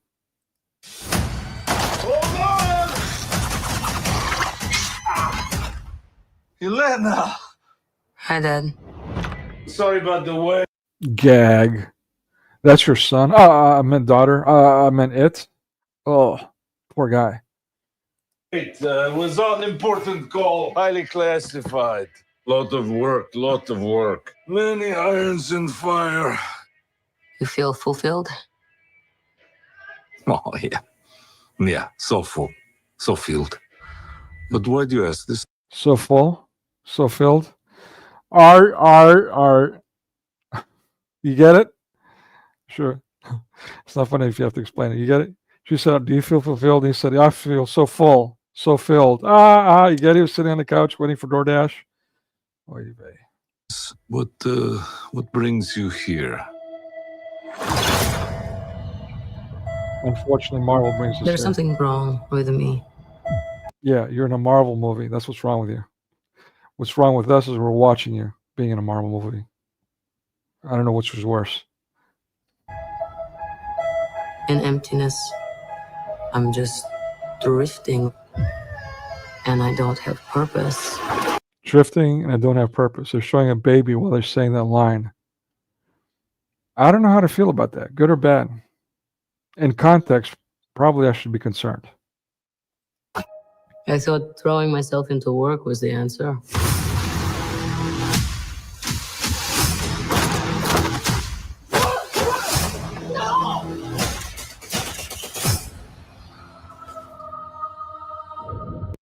Okay, cool. Another female running around killing a bunch of men. I mean, this is Disney Marvel at its best. And, it's grassroots. Children are watching this. Don't you feel great about this already? Isn't this wholesome? What you want to go watch with the family? Oy vey.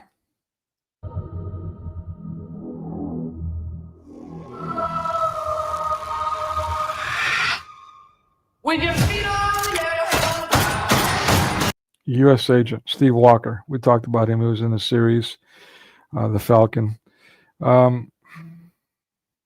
Supposed to have gotten a shield, with Captain America.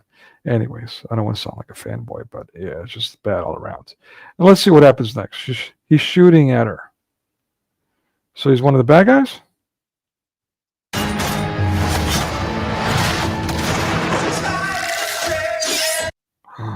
All right, so she flings him around like a rag doll. She must have the super soldier serum in her. Wait a minute. What's that? That looks like the Black Widow. Is she the Black Widow? She like the Black Widow 2.0? Oy vey. Okay. This we saw in the second Ant-Man movie, Ant-Man and the Wasp. This ghost character. Spy Hunter, I forget the name of the character. Taskmaster. Notice the chest breastplate. We were already revealed back then. Not a man, like in the comics. They gave this a ethnic cleansing or gender cleansing, a gender butchering too, as well. And also the other character, by the way, that we just saw.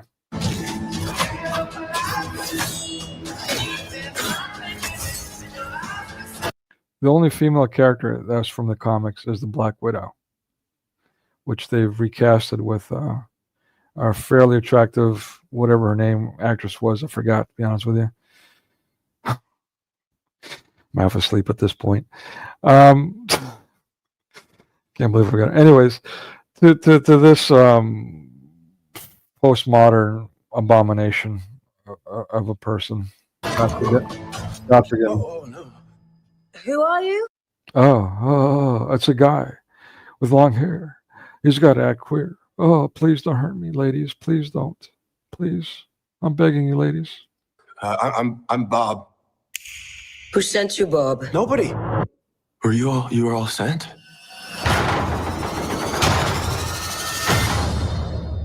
Everyone here has done bad things. Shadow ops. Robbing government labs. Contract kills. Yeah, so? So? Yeah, as I mentioned, even in the comics, Steve Walker started out as the super patriot, part of the extreme alt-right group, and later dons the Captain America outfit. Go figure that. But yeah, so we have more anti-hero stuff. I mean, that's the standard of the 21st century.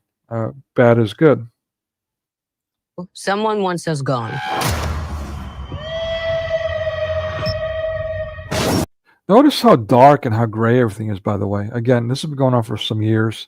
I mentioned it years ago in Thaddeus' show, and you said, no, it's in my imagination. Then some other ones, other people that do reviews that are quite prominent, had mentioned the grayness and how bleak it is and downcast and by design. And it's, I mean, anti-Hollywood or anti-movie production 101. I mean, the lighting is everything. But they've not only not abide by that, but they literally go out of their way to make things look gray and dull and dark. This is like the early 2000s where everything was melancholy, every movie they made. But to now, subliminally, and this, again, pushing the green agenda, but also pushing anxiety, despondency, making you depressed. Right? It's kind of like when you live in Seattle or in Michigan. They warn you, hey, it's always overcast. So if you're feeling depressed, you don't know why, it's because of the clouds. Make sure you pay attention to that, you monitor that, because it will overcome your emotions without you realizing it if you're not being aware. Keeping your noose, as I say in other cases, or in general. So yeah, very dark and very black and red, by the way. Anarchy. What the hell? Yeah, you nailed it. What the hell? You nailed it. Brought up with disbelief. Okay, that character that just flashed is another one. She's actually a character who's a Nazi, basically, and another female, let's say, superpowered character, kind of, sort of. But yeah, I'm sure she has a prominent role. She's been featured, at least the character has, in other series and so on. That there are good guys and there are bad guys. What's the plan? Dishwasher. I don't know if that's insulting or not. This could get messy.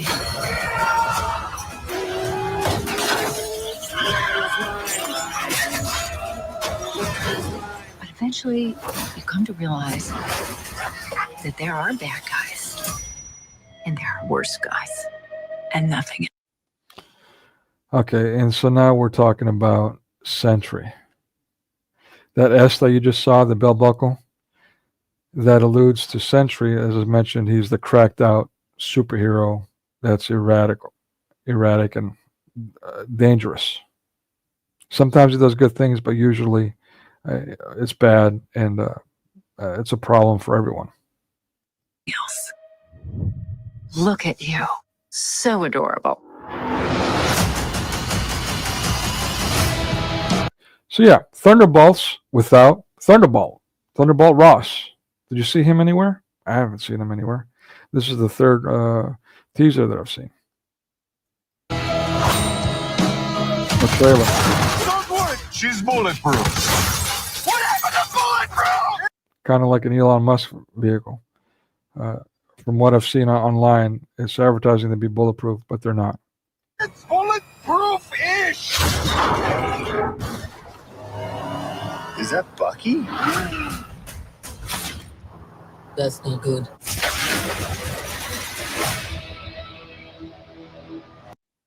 So Bucky's not good. Got it. Let me see what I got. Everyone. Oh, some people still here, by the way. God bless you. All right, let's go on to the next thing. I think I've shared. Oh, you don't want the link. You can find that on your own. I'm not going to share the link to that junk. What do we got here? Oh, another trailer. The Fantastic Four. And again, I mentioned before, why are they doing reboots of Fantastic Four yet again? Fantastic Four number 4. Is this where we're going to see the Beyonder? No, I think it's going to be the coming of Galactus, the World Eater. But now Galactus also got a sex change? Or is it the Silver Surfer that got a sex change? Let's see. I can't wait. Welcome to the Baxter Building. We make a point to do family dinner every week. Sunday at 7 on the dot, no matter what. We're all here. It's kind of heartwarming.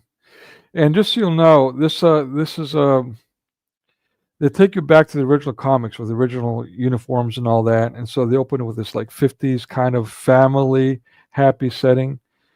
But notice how they look. I gotta say, do they look like a normal family? I mean, that's the wife. That's and the friend. It looks kind of creepy. I don't know. I don't like it. She looks kind of, I don't know, kind of modernist. Reed Richards, Sue Richards. There's something wrong. You see the relationship scene in the trailer. You'll see. Let me keep going. Herbie, how's that sauce coming?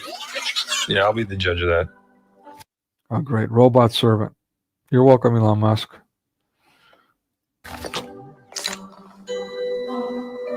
Okay. Okay. Or should I say China? Is this guy good or what? I want to add a couple cloves of garlic. Not because it's not delicious. I just want to add a little bit of zip. Okay? He's worried about the robot's feelings. This is concerning. Siri, tell me what to do and what to think. Thank you, Siri. T-5. Before we went up the first time, you couldn't turn invisible. Ben wasn't a rock. The best pilot in the world right here. Yeah. Best looking, he means. And Johnny never caught fire. Doesn't Johnny look gay? I mean, the last one was black. Explain that one. Ben has always been a rock. Johnny is Johnny. Hi. And Johnny's usually a playboy, a lady killer. Now he's a cocksmoker? I don't know. And I am right here. Whatever. I mean, she looks just short of her hair being green and blue. She looks retarded. And he looks a little effeminate too, Reed Richards. Ben just looks creepy. Face it together.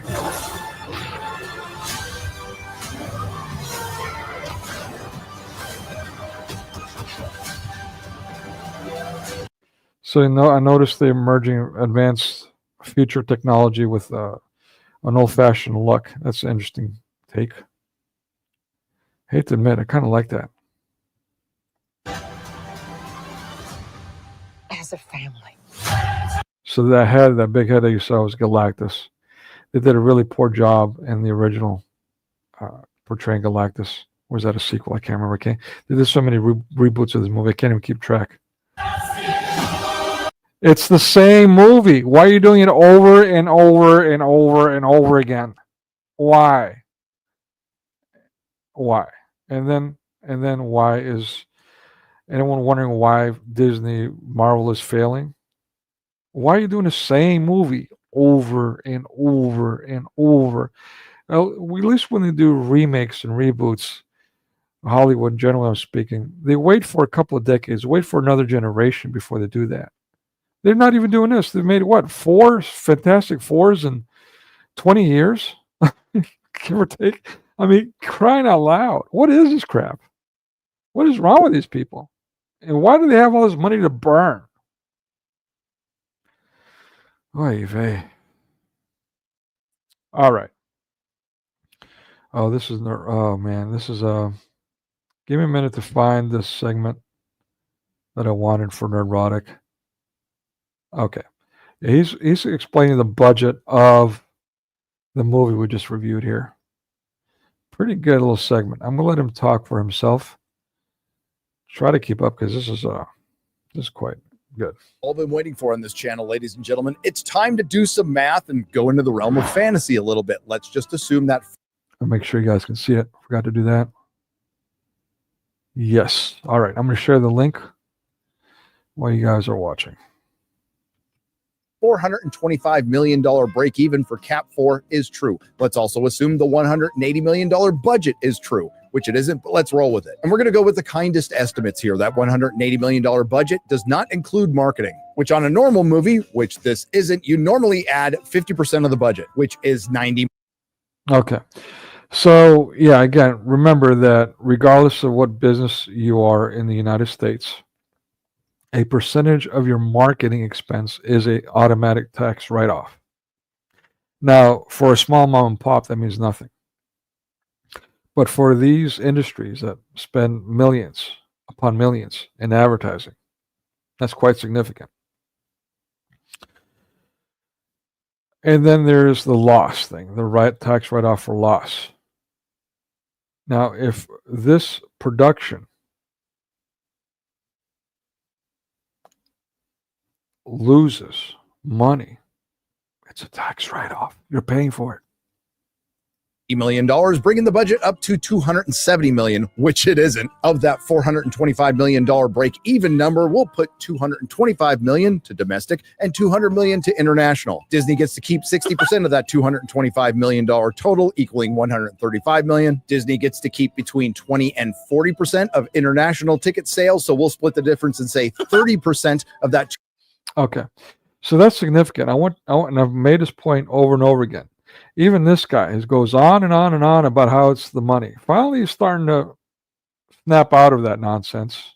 Right? I'm going to give him credit, assume that he really believed what he was saying, and is starting to speak a little more closer to the truth. That this is not about the money. So, but I've been saying all along, it's not about the money. Judging by the fruits, it's obvious. They're on a mission. They're doing their propaganda. Not to mention, these reported losses or flops and all that are not actually flops because the people involved are making their money. As you see here, as he's demonstrating himself, they're already getting their cuts. The actors are already getting paid. The directors are already getting paid. The producers are going to get their share up front. And why do they spend all this crazy amount of money in advertising? To make sure that they pretty much break even on opening weekend. Why? Well, now the movie critics don't get the opportunity to speak the truths about their movies, which they rarely do these days. So that now the people won't come, they don't have to worry about losses of during the second week, 50% or more drop off, right? So that's why it's worth it. Well, they know that if they advertise enough, 2 years in advance, relentlessly like they do, everywhere like they do, that a certain percentage of the population will show up for it. And so it's a guaranteed return. Everyone's paid, everyone's happy. And so even if they break even, they're making money. What we would call a flop, not me, these movie critics, reviewers, and so on, they'd call that a flop. But in all reality, it's a win-win because one, Now, first and foremost, they got the propaganda out there to the millions of people. And two, they've all made their money. 200 million is $60 million. If for when Disney earns $425 million at the box office with Captain Anti-America, it would take home $195 million. Subtract that from the $270 million budget, and you have a loss of $75 million. But you and I both know that Cap 4, a film that was essentially shot twice, did not cost $180 million. I was told from people within Marvel, that's what the reshoots cost, and that's probably really close to the price of the marketing. But apparently... All right. So you guys get the idea. And again, the numbers are way off. Nobody really knows, unfortunately. It's a mess. Okay. So let's go on to the next one. Make sure I copy and paste so I can share. Speaking of Miss Marvel, let's get back to that. The biggest of latest flops by Disney Marvel. Sharing the link in the chat now. Let's, oops, or maybe not. Play. If you like the character, fine. I don't expect to find that many people out there that do, but what I'm doing in this video is I just want to tell the truth about her. I want there to stop being these lies that this is actually the most popular character ever. But as we get... Okay, and you can see this is a little bit dated. 4 days ago, not too dated. She's revisiting for a reason. There's proof that her popularity, Miss Marvel that is, was faked. Into that, we need to get into the origins, because that is going to be important into understanding why the character of Kamala Khan has been pushed so relentlessly so much. Well, let me address that myself. As I discussed when I did these reviews back with Amir Zadain on the Marvels, Kamala Khan, this character, is Muslim, pro-Muslim. Her family is Muslim. Her family has no superpowers. They're also portrayed prominently in the movies, being active, getting involved, and being heroes themselves. And they're portrayed as a nice, happy family. I'm not saying Muslims aren't happy families, but those in these circles know the reality of that. I've witnessed the tragedy, tragic reality of that myself. The Islamic culture is quite disturbing, to say the least. So their version of happy is not equivalent to our version of happy, referring to Christians here. Khan got her first comic in February 2014, and she was created in part by then chief Marvel editor Sana Amanat. Now, this is... Sana Amna. I wonder what her ethnicity is. You can't make this stuff up.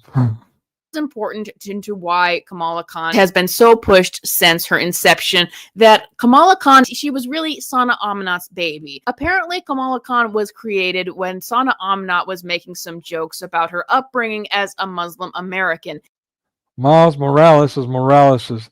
So Morales is Morales. Same thing, with the ethnic cleansing of Spider-Man. Morales was created by Morales. Go figure that one out. And that created the idea for this new character. So Kamala Khan was heavily inspired by the childhood of the Marvel editor-in-chief at the time. This was a pet project for her. This was a very important character to her. Kamala Khan was advertised when she first came out as the very first Muslim American superhero from Marvel Comics. Even though that wasn't true, there were actually 3 characters, at least recorded by Wikipedia, that were Muslim superheroes in Marvel Comics before. I've also mentioned my own favorite, the Arabian Night.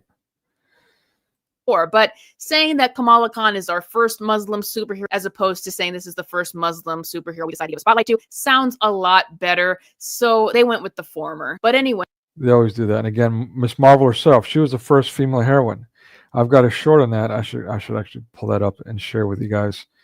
A list, just really virtually off the top of my head, of movies that one female heroine after the other, through the decades, to the mid-20th century on. And some of those we did a watch party for. We did like 3 movies of Sheena, of the Jungle. We did Queen of the Jungle and Jungle Goddess and all that, which I got a flag for. Even though it was pre-approved. Anyway. So, yeah, I mean, it's all lies. Whenever I hear first now, it's like, okay, more lies. It's just absolute deceitful propaganda. It's just It's beyond words. So yeah, I mean, you get the idea here. If you want to watch this in full, I've shared the link. So yeah, President's Day, we mentioned that. It was on the release. So they, oh, by the way, their opening weekend, their numbers also fudged because they opened on a weekend that's really a 5-day weekend, if not arguably 6. Not a 2-day or 3-day weekend. Okay, 2 extra days at least. I mean, it's just deceit after deceit after deceit. Let's see. Let's share this one. Okay. Ooh, this is a good one. Before I share this one, let me share something different. Okay. Here. Make sure you guys can see it. Yes. Okay, so this is Kathleen Kennedy. She's was put in charge years ago for all the Star Wars shenanigans. I'm not going to jump ship here and start talking about Star Wars, but it's quite significant. I'm talking about, is BRICS taking over? That's my challenge to you guys. Is BRICS taking over? So, you know, it's great to see that not everyone is rushing to watch these movies like they were a decade ago, these Marvel Disney movies. But on the flip side of that, again, the last bastion and the global economics for America is this movie industry. And Disney is the last holdout. I mean, really, as I've been talking about, China has already got its meat hooks in it. But a full buyout is looming. So we'll get to that. She's basically announced that she's quitting. And there's a lot of back and forth about whether that's true or not. But even then, it's going to be at the end of the year, whatever that's worth. I mean, but it's just so interesting that some people are getting fired, are quitting in media and political positions suddenly, right? Trump's taken over. Project 2025. We'll get into that. I just recently heard about that, as far as I know. It's quite intriguing. But to me, this is all theater. Is it really someone who just, tired and just wants to move on? And we saw through all these different production companies we've been talking about, this person, that person, Meyer, and so on, just jumping ship and going from here to there and so on. So this is more standard of the same. That is timely. Again, Whoopi being fired from The View. She's old. Joy Reid, old. So is it really firing or changing of the guard, or is it just theater? Just, make you, to disarm you, to make you feel comfortable, to make you think that we're winning. Some more deception. All right, so I'm sharing that for a reason. Let me make sure I got this the right one. Yep. Oh, come on. Hold on. Let me go through the commercial. 1 second. My apologies. Okay. Okay. So let me share this one now. This is another guy that I like. Let me get the link. The Dave Cullen Show. I'm not 100% sold on him. He's definitely a media buff and promotes some things, but once in a while he'll do a stream that's spot on, candid, and yeah. So he's one of the ones I like more than others. Okay, so that link is in the thing. Let me go ahead and play the video. Star Wars back again in the news, folks. We've now heard that it turns out Kathleen Kennedy is not retiring after all. Well, not yet, anyway. However, there is a rumor that Star Wars could be for sale. Is Disney going to sell Star Wars? Well, did you get that? Star Wars, people. Does it get? I mean, that's like, how can I put this? That's like the Federal Reserve selling its gold.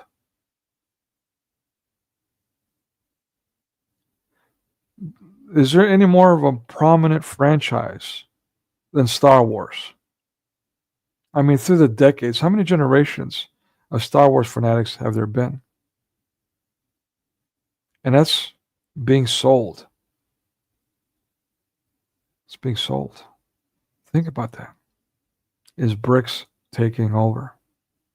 Recently, over on the Film Threat YouTube channel, which you really need to subscribe to, by the way. Chris and Alan do great work over there. I don't know about that. Chris Gore, not a fan of his.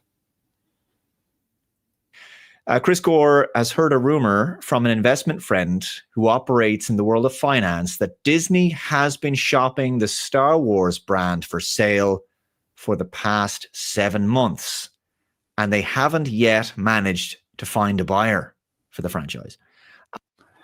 The product is such crap that nobody wants to buy it. It's a joke. It's a joke. Star Wars. I mean, that in itself should be the franchise. And they can't even sell it in a wholesale, cutting down of a corporation, getting ready for a buyout, making yourself more valuable for a buyout. This is what we're witnessing right now. Of Disney. Of Disney. Let me put this in perspective. Let me share this graphic. Do I have it? Yeah, cool. Give me 1 second. I'm going to do a share. I'm going to have to do 1,000 clicks. Forgive me here. But, all right, let me see here. Share. I guess I got to stop. Okay, 1,000 clicks. Apologies. So annoying. They've got to find a better way to do this. Okay. I'll make sure you guys can see it. Nope, got to put it on stage. All right, so this is a graphic. May be a little dated. Not too much, though. Of what Disney owns. Look at all his media assets. I mean, it's insane. Let me enlarge it so you guys can see it a little better. And scroll. Scroll around. Scroll, scroll. Marvel, we're talking about now. Top left, Marvel Studios. All right. 20th Century Fox. Sky. National Geographic. All the Disney stuff and Disney channels galore. ESPN. Wow. Hulu. Come on, man. UTV. Buena Vista. I mean, is there anything that Disney doesn't own? ABC. They got their meat hooks on, what was it, Paramount, Universal?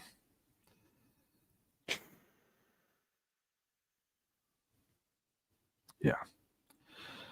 So this is susceptible to a hostile takeover right now as we speak. It's not a small problem. Okay, let me go on to the next thing. I shared that video with you guys in a link. This one. Okay, cool. Un momento, por favor. Shared that one. Okay. 1,000 clicks. This one is let's argue a feel-good story, though I've got to wonder if it's just more theater itself. Here we go. Mayor found out about the very inappropriate books given to kids. He came to the school board meeting and made sure to set things straight. Members of the board, my name is Craig Schubert. I'm the mayor of this city. It has come to my attention that your educators are distributing essentially what is child pornography in the classroom. I've spoken to a judge this evening. She's already confirmed that. So I'm going to give you a simple choice. Either choose to resign from this Board of Education or you will be charged. Thank you. And the crowd goes wild. Arguably they should. But here's my question. Quit or be charged? When is it that criminal charges have something to do with salary? When we're talking about government officials? Number one. Why not arrest them if they've done something criminal? Here's my other concern.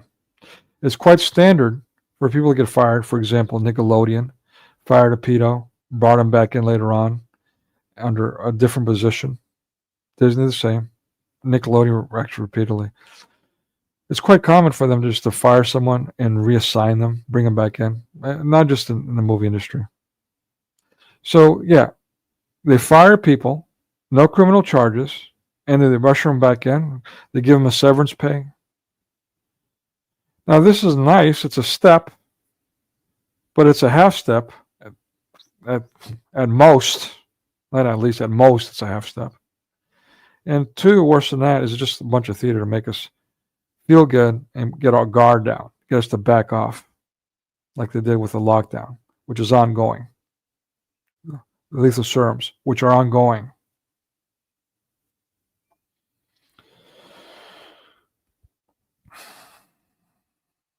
All right. What do I have this up? Let me share it. Talk about it for a minute. Let me make sure you guys can see it. Benny Medina. And I'm going to share the link for that short. It's a short. Yeah, I'll share it anyway. Yeah, so Benny Medina reported, again, Will Smith, especially in the 90s, he was the cat's meow. No pun intended. In his early movies, you see one movie, I forget what it's called. He has a sodomite gay scene, sex scene in it. And he's like, I mean, it's just it scarred me for life, this scene. It's really bad. But yeah, this guy, reportedly he's had sexual relations with. He's reportedly been seen kissing him on the public. But you see these images, it speaks for himself. And this is a guy who's Men in Black and, you know, the whole nine. Give me a break.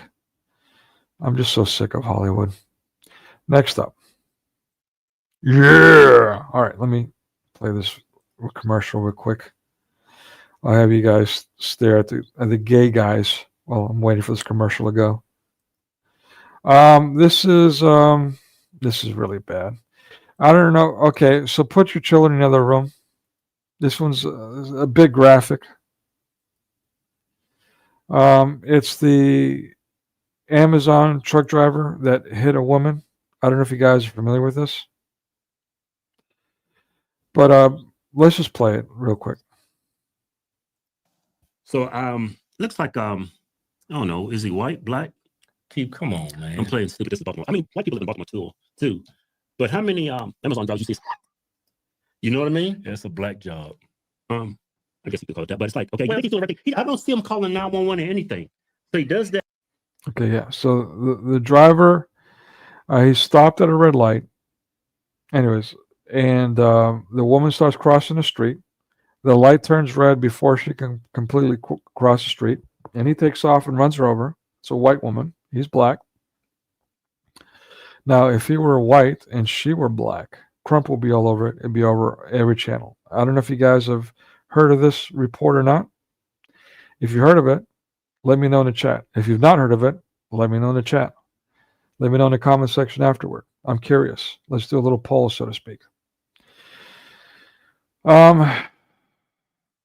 So, yeah, basically, the guy hits her and then runs her over, comes out of his truck, looks at her, says something like, "Why did you get hit?" Goes back in his vehicle. Yeah, I guess he checked on her. She's moving. She's alive. Yeah, let's get slow. Let's hit and run. You're supposed to stop, call ambulance. That's felony hit and run. Report that. Yep, felony hit and run. Did he call the ambulance? No. He just takes off. Oh, Lord have mercy. Takes him to the police. Right. What happened?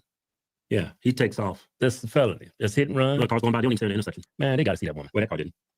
And finally somebody else gets out the car. Man, this is crazy. Black guy runs over a white woman. White woman, I think he's black. Black guy runs over white woman, flees the scene of a crime. White woman sees the accident, pulls over, renders aid to the white woman. Yeah, calls 911. But anyway, so this store's fitting to get real woke. Watch this. The judge did release Jerome Young Jr., but placed certain restrictions on him. So he gets released. All right. Gets released. Does that surprise anyone? And look at this. Baltimore prosecutor drops felony charges against driver in Amazon delivery van hit and run. Baltimore. Does that surprise anyone? I'm surprised it's not Atlanta. That's the only thing I'm surprised about. They dropped the charges, the felony charges. Listen to this. Captured by a doorbell camera, this disturbing video of an Amazon delivery van running over a woman and then driving away led to charges against the driver, Jerome Young Jr. But now, Baltimore City State's Attorney Ivan Bates has tossed out assault and other felonies. In a statement, Bates tells 11 News, prosecutors have a duty to bring charges that are supported by evidence. Supported by evidence? What other kind of evidence do you need? Are you kidding me? Good gravy. And they're doing this stuff to incite us. And advertising it to incite us. They have us hating on each other. That's what it's all about. Did I share this link? Let me make sure I shared this link. I believe I did. Double check. No, I have not. Sharing this link now in the chat. Likewise on Rumble in the chat. I don't know if you'll enjoy that one. Okay. The next one. Speaking of prison.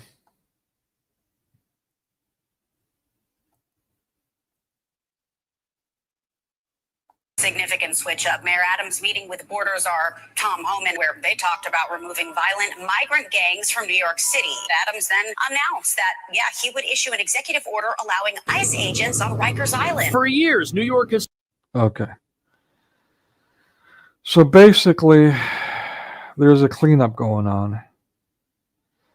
And we're supposed to, and we should feel good about it. But here's the thing. This one, it's expected. Two, I'm glad something is actually being done about it. Okay, I need to say that much. Not just be a ho-hum. But here's the other thing. On the flip side, of course, the libtards, the mass media moonies, you know what they're doing right now, right? The evil white people, kill the white man. Trump is a dictator. Well, I can argue. I mean, proof's in the pudding. But yeah, I mean, this is just expected. This is just more escalation to the same. I mean, it needs to be done. But we've been put in a position where we're doing things that need to be done. But now the brainwashed Masonic militants are using it as their aha moment. You see, they're racist. Right, and that's a problem. The Civil Race War. I'm just going to go ahead and stop there. I mean, you guys get the rest of the idea. I'm going to go ahead and share the link for that in chat. And Rumble. And we'll move on to the next thing.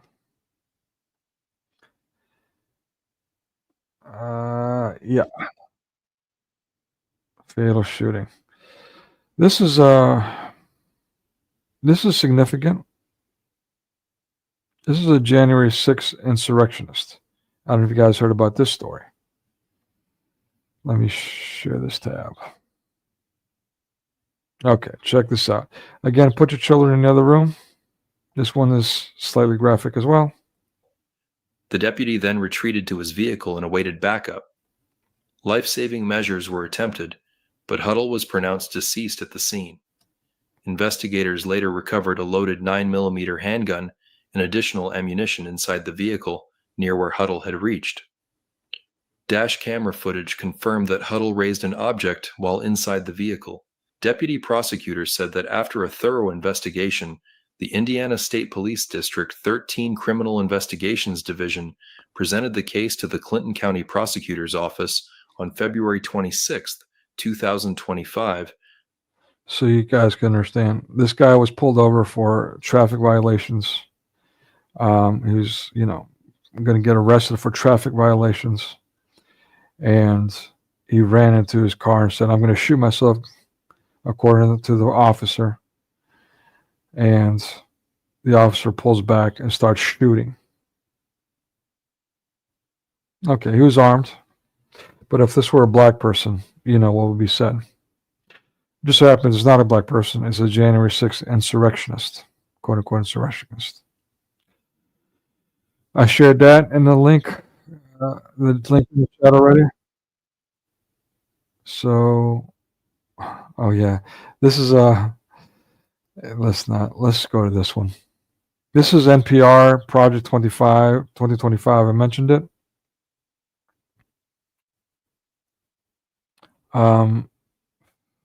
Let's see. This is NPR for whatever that's worth, and I'm sure this is more theater propaganda, but it's basically. Let me go ahead and share. Let me see. This story is up here. Nope. Okay, let me go ahead and share the link to this document with you guys so you can read, if you so wish, what allegedly this is about. And I say allegedly because it's 900 pages long. And no, I did not read 900 pages of this. So I'm just going to use hearsay and tell you what I heard, what it's about. And it's about a new president taking over and changing everything. And it's a plan that was put together by some conservative organizations. You see the list on the front page of this document of who promoted it. Long list. And it's for a president to be put into clean house.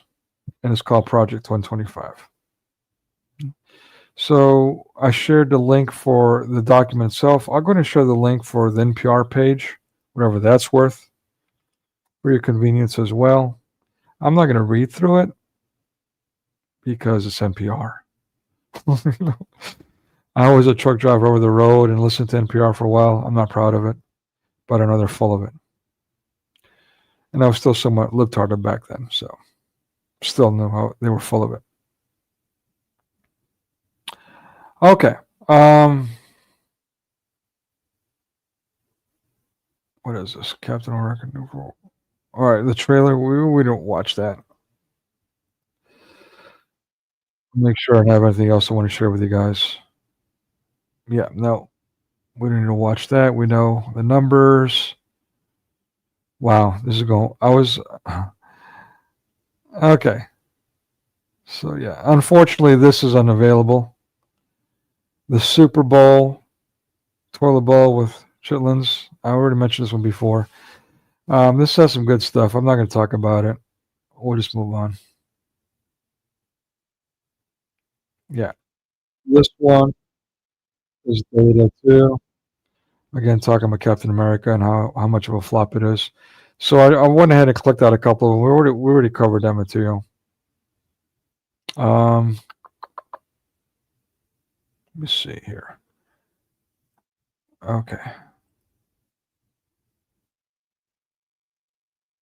Yeah, that's all I got for you guys. The rest of the stuff I'm going to say for the live stream coming up Wednesday. It's going to be a watch party. It's going to be the Miracle Man. So that's going to be another barn burner, so to speak. I'm going to let some stuff hang out. I doubt I'll be able to fit everything into one stream. But it will be a watch party, so it should be some fun. Hopefully, the movie is something that you'll be able to enjoy. If not, the things I share. So, and then not Friday, but Saturday, it's Women's International Day or International Women's Day, blah, blah, blah, yada, yada. We're going to focus on broken homes, feminism, Oprah Winfrey for that one. And by the way, if you're still here, Daniel, you mentioned you want to do a presentation for that. If you don't mind contacting me on, you can contact me through, I've sent you some messages through, whatchamacallit. What's that P thing? Starts with the Patreon. Please contact me through Patreon so we can communicate. I'd like to see that presentation before I bring it up, if you don't mind. I'd like to see what you have to share. If you don't, just a little cautionary standard procedure there. I mean, no disrespect, but I want to know what we're getting into. And it'll give me an opportunity to prepare as well. Some comments on that, if I can. So yeah, please contact me through Patreon.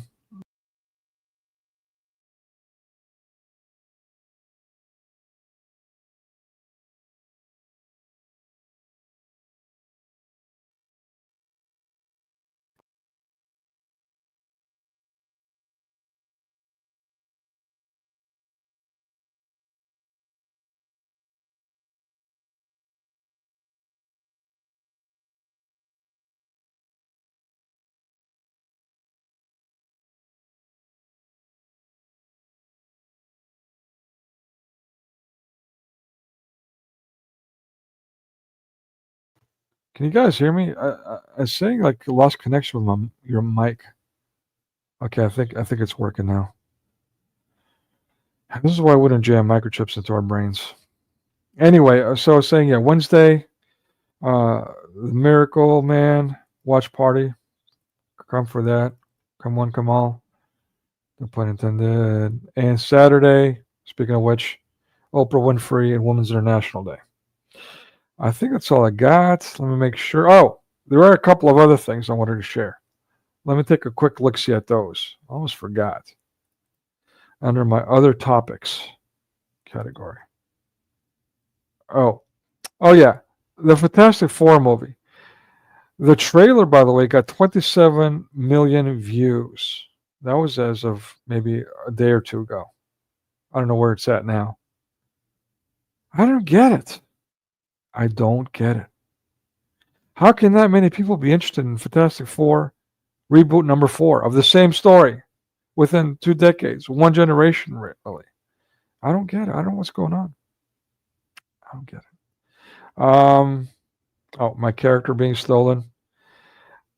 You know what? Can you see? No, it's not here. But I share with you guys. If you see my banner somewhere, I've got this character. Let me show this, and you guys will see what I'm talking about. 1,000 clicks. Window. This one. Share. Okay. Put it on the stage. You see this rolling ball of a mass of people or whatever it is? That's actually my creation. Not so much a ball, more like a gelatinous character. But it's like a bunch of natives all smashed into one being that just can transform and mold, and like they're zombies, and they're just kind of devour and destroy everything in its path. And it's a being that was brought about in my comic book that I created, was brought about by accident, by a magic spell. Again, showing yet again how using evil to fight evil is a really bad idea. And so going to paganism to do good magic is stupid. It's oxymoronic. And I portray that repeatedly through the comic book series, but that's one of them. This creation is a monster that is a golem, essentially, in Native American Indian golem. It gets out of control and now turns on the people that created it to help them, and they have to send it off. So you see it here. You also see it in this next thing. Let me see if I can. Yes. Okay, you see the guy on the top left corner there. Or actually in the middle, that gray thing. It kind of looks a little bit like that, a combination between the two of my character. And I've shown it before. But it kind of bums me out. Again, ever since I share my stuff on Facebook, but even more recently in general, it's just like I see my stuff online or on somewhere. Yeah, what else do I got? Nah, I know that was not really interesting to you guys. It's just, for me, it's just frustrating. I had to get it off my chest. The NFL stuff, I'm not going to talk about. I kind of sort of talked about before. Popular Chinese series. Oh, here's one. Let's talk about this stuff. Okay, 1,000 more clicks. My apologies. Again, this is along the conversation of, is BRICS taking over? Make sure you guys can see it. Nope. Got to go on stage. Okay. 3-body. This is one of my students has recently brought to my attention. He says it's really popular in China right now. Squid Games was also really popular, not only in China, but worldwide. What is that about? I mean, again, BRICS taking over. The grass is not greener, people. The grass is definitely not greener. So 3-body. What's that about? Humans dealing with the incoming invasion of aliens, advanced alien civilization. Huh. Okay. Squid Games meets E.T. Fantastic. What else we got? Let me get rid of this. Okay. Let's see if we can go on to the next thing. And yes. Kathleen Turner, step down. We talked about that. Okay, this is the director. I should have mentioned this earlier. The director of the movie we just reviewed, Julius Ona. Nigerian-American filmmaker, occasional actor. I wonder if he's Muslim too. What else need to say here? His father, a diplomat. Wow, we definitely see the pattern over and over and over and over again, don't we? Okay. Okay. Oh. Yeah. So this is common Jew behavior, by the way. And these anti-Christians. If I had more on this, maybe I should have saved this for the next stream. Oh, this is in case you guys who haven't seen it, I made reference to whether or not, and again in the video that I created. Oh, let me share the video one more time. The cold start, break it down. Now that we're at the end of the stream. But this is from the movie from a year ago. American Magical Negroes. Academy of American Magical Negroes, something to that effect. I can't remember. Look it up. It's so stupid. I watched it for research. Put myself through that. Did I do a review for that? I mentioned it in one of the Amir streams. We went over a bit. Yeah. I mean, look at the character on the right, by the way. Leading children. Leading children. Is that a man, a woman? A Rastafarian? Leading little children? But yeah, so the movie is basically these magical Negroes are running around. They've got magic powers. They've got the secret society. And it's up to them to keep white people calm and happy. And whenever there's a white person gets distressed, they magically appear to calm them down, to talk them down. So yeah, at the end of the movie, Captain America, New World Order, Brave New Norm World, Captain Anti-America. At the end of that, the Trump-like General President Ross Thunderbolt is talked down by the Falcon. And that's how the movie ends. The Falcon just talks to him, and the Hulk surrenders. And he's carried off on a stretcher, no less. What the hell? Carried off. Why is he on a stretcher? What? More emasculation much? Oy vey. So, yeah. This scene's from that. And, of course, the off-color woman, telling him what to do. This is from the 2008 Hulk movie. I found it intriguing. And here we are again, the pink Greek keys. Didn't we just show that before? And this flamboyant character's outfit. What's up with this? What's going on with these pink keys? Anyone have any idea? I've got an idea. But I'm not going to get into that. And Saber, we talked about this. Yeah, this is Nerdbody talking about what a disaster it is. But yeah, I mean, they're just fascist all around, hypocritically so. Yeah, the Jews have evidently created a golem that they lost control of. They're losing it to BRICS. It's the Jewish West versus the, I'm going to call it pagan East. And I call it pagan because really they're both anti-Christian. Jews are anti-Christian.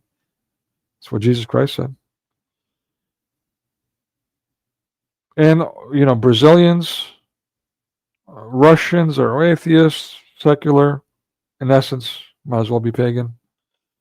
Indians certainly are. Chinese certainly are. South Africans certainly are. BRICS, Muslims certainly are joining into BRICS. The list goes on. So it's like an evil entity versus an evil entity, and the Christians are caught in the middle. But when it comes to mass media, the eyes are the windows to the soul. If your brain gets brainwashed, it gets corrupted.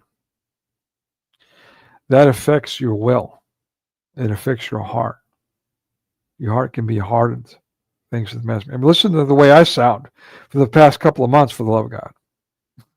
Your heart can be hardened no matter who you are.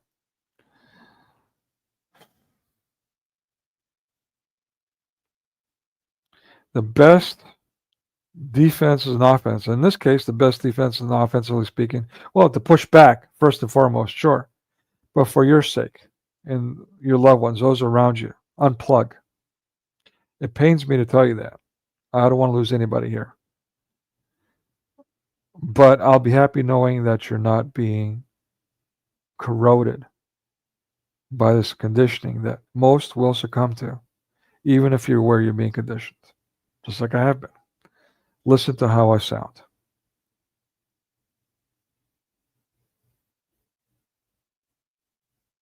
It's a lose-lose. You can't expect to dance with the devil and not get burned. So that's all I have with you, for you guys. Again, hope to see you Wednesday after I just told you to unplug. Oh, by the way, share my stuff with people who think you think. God bless you. Hey, Heather. That makes my heart sing. Thank you for sharing that. Yeah, me too. I mean, I may have the opportunity to get back on Fascist Book right now, since they're allegedly changing things to bring us back in. And I'm tempted just to advertise the stuff that I'm doing here on YouTube to reach those people. On Fascist Book had thousands of followers there, and they canned me. I had my own group doing the same work there, and so I'm tempted for that reason. But it's been a blessing to not be part of that. It's been a blessing to not be part of that. So yeah, but yeah, I mean, please. With that being said, whatever, share on your YouTube, on whatever you've got, email, or just share with a friend, is in reach. Yeah, amen. I mean, all of mass media. Share the stuff that I'm doing, because again, nobody says it like I do. And again, I apologize for the past couple of months for being raw. I think I hit my burnout point with the Eddie Murphy series, and it's been downhill from there. And I'm trying to get it back together, but I'm not doing the best of jobs of that. I think this stream was a little bit better than usual, but I had a couple of moments in here. But yeah, and after that, Saturday, we're doing, again, Oprah Winfrey, International Women's Day. Daniel might come up and do a presentation of his own. It might get real up in here on Saturday, folks. And again, open panel. Feel free to join at any time.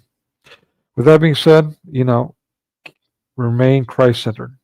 Keep your noose at all times. And take care of each other. Koinonia. These are the greatest of two commandments that all the law hangs upon. And we'll get more into that Wednesday. God bless you. Love you all. Keep on keeping on. Blessed are those who endure to the end. This too shall come to pass. Matthew 24. And to think that this was the cause of it all.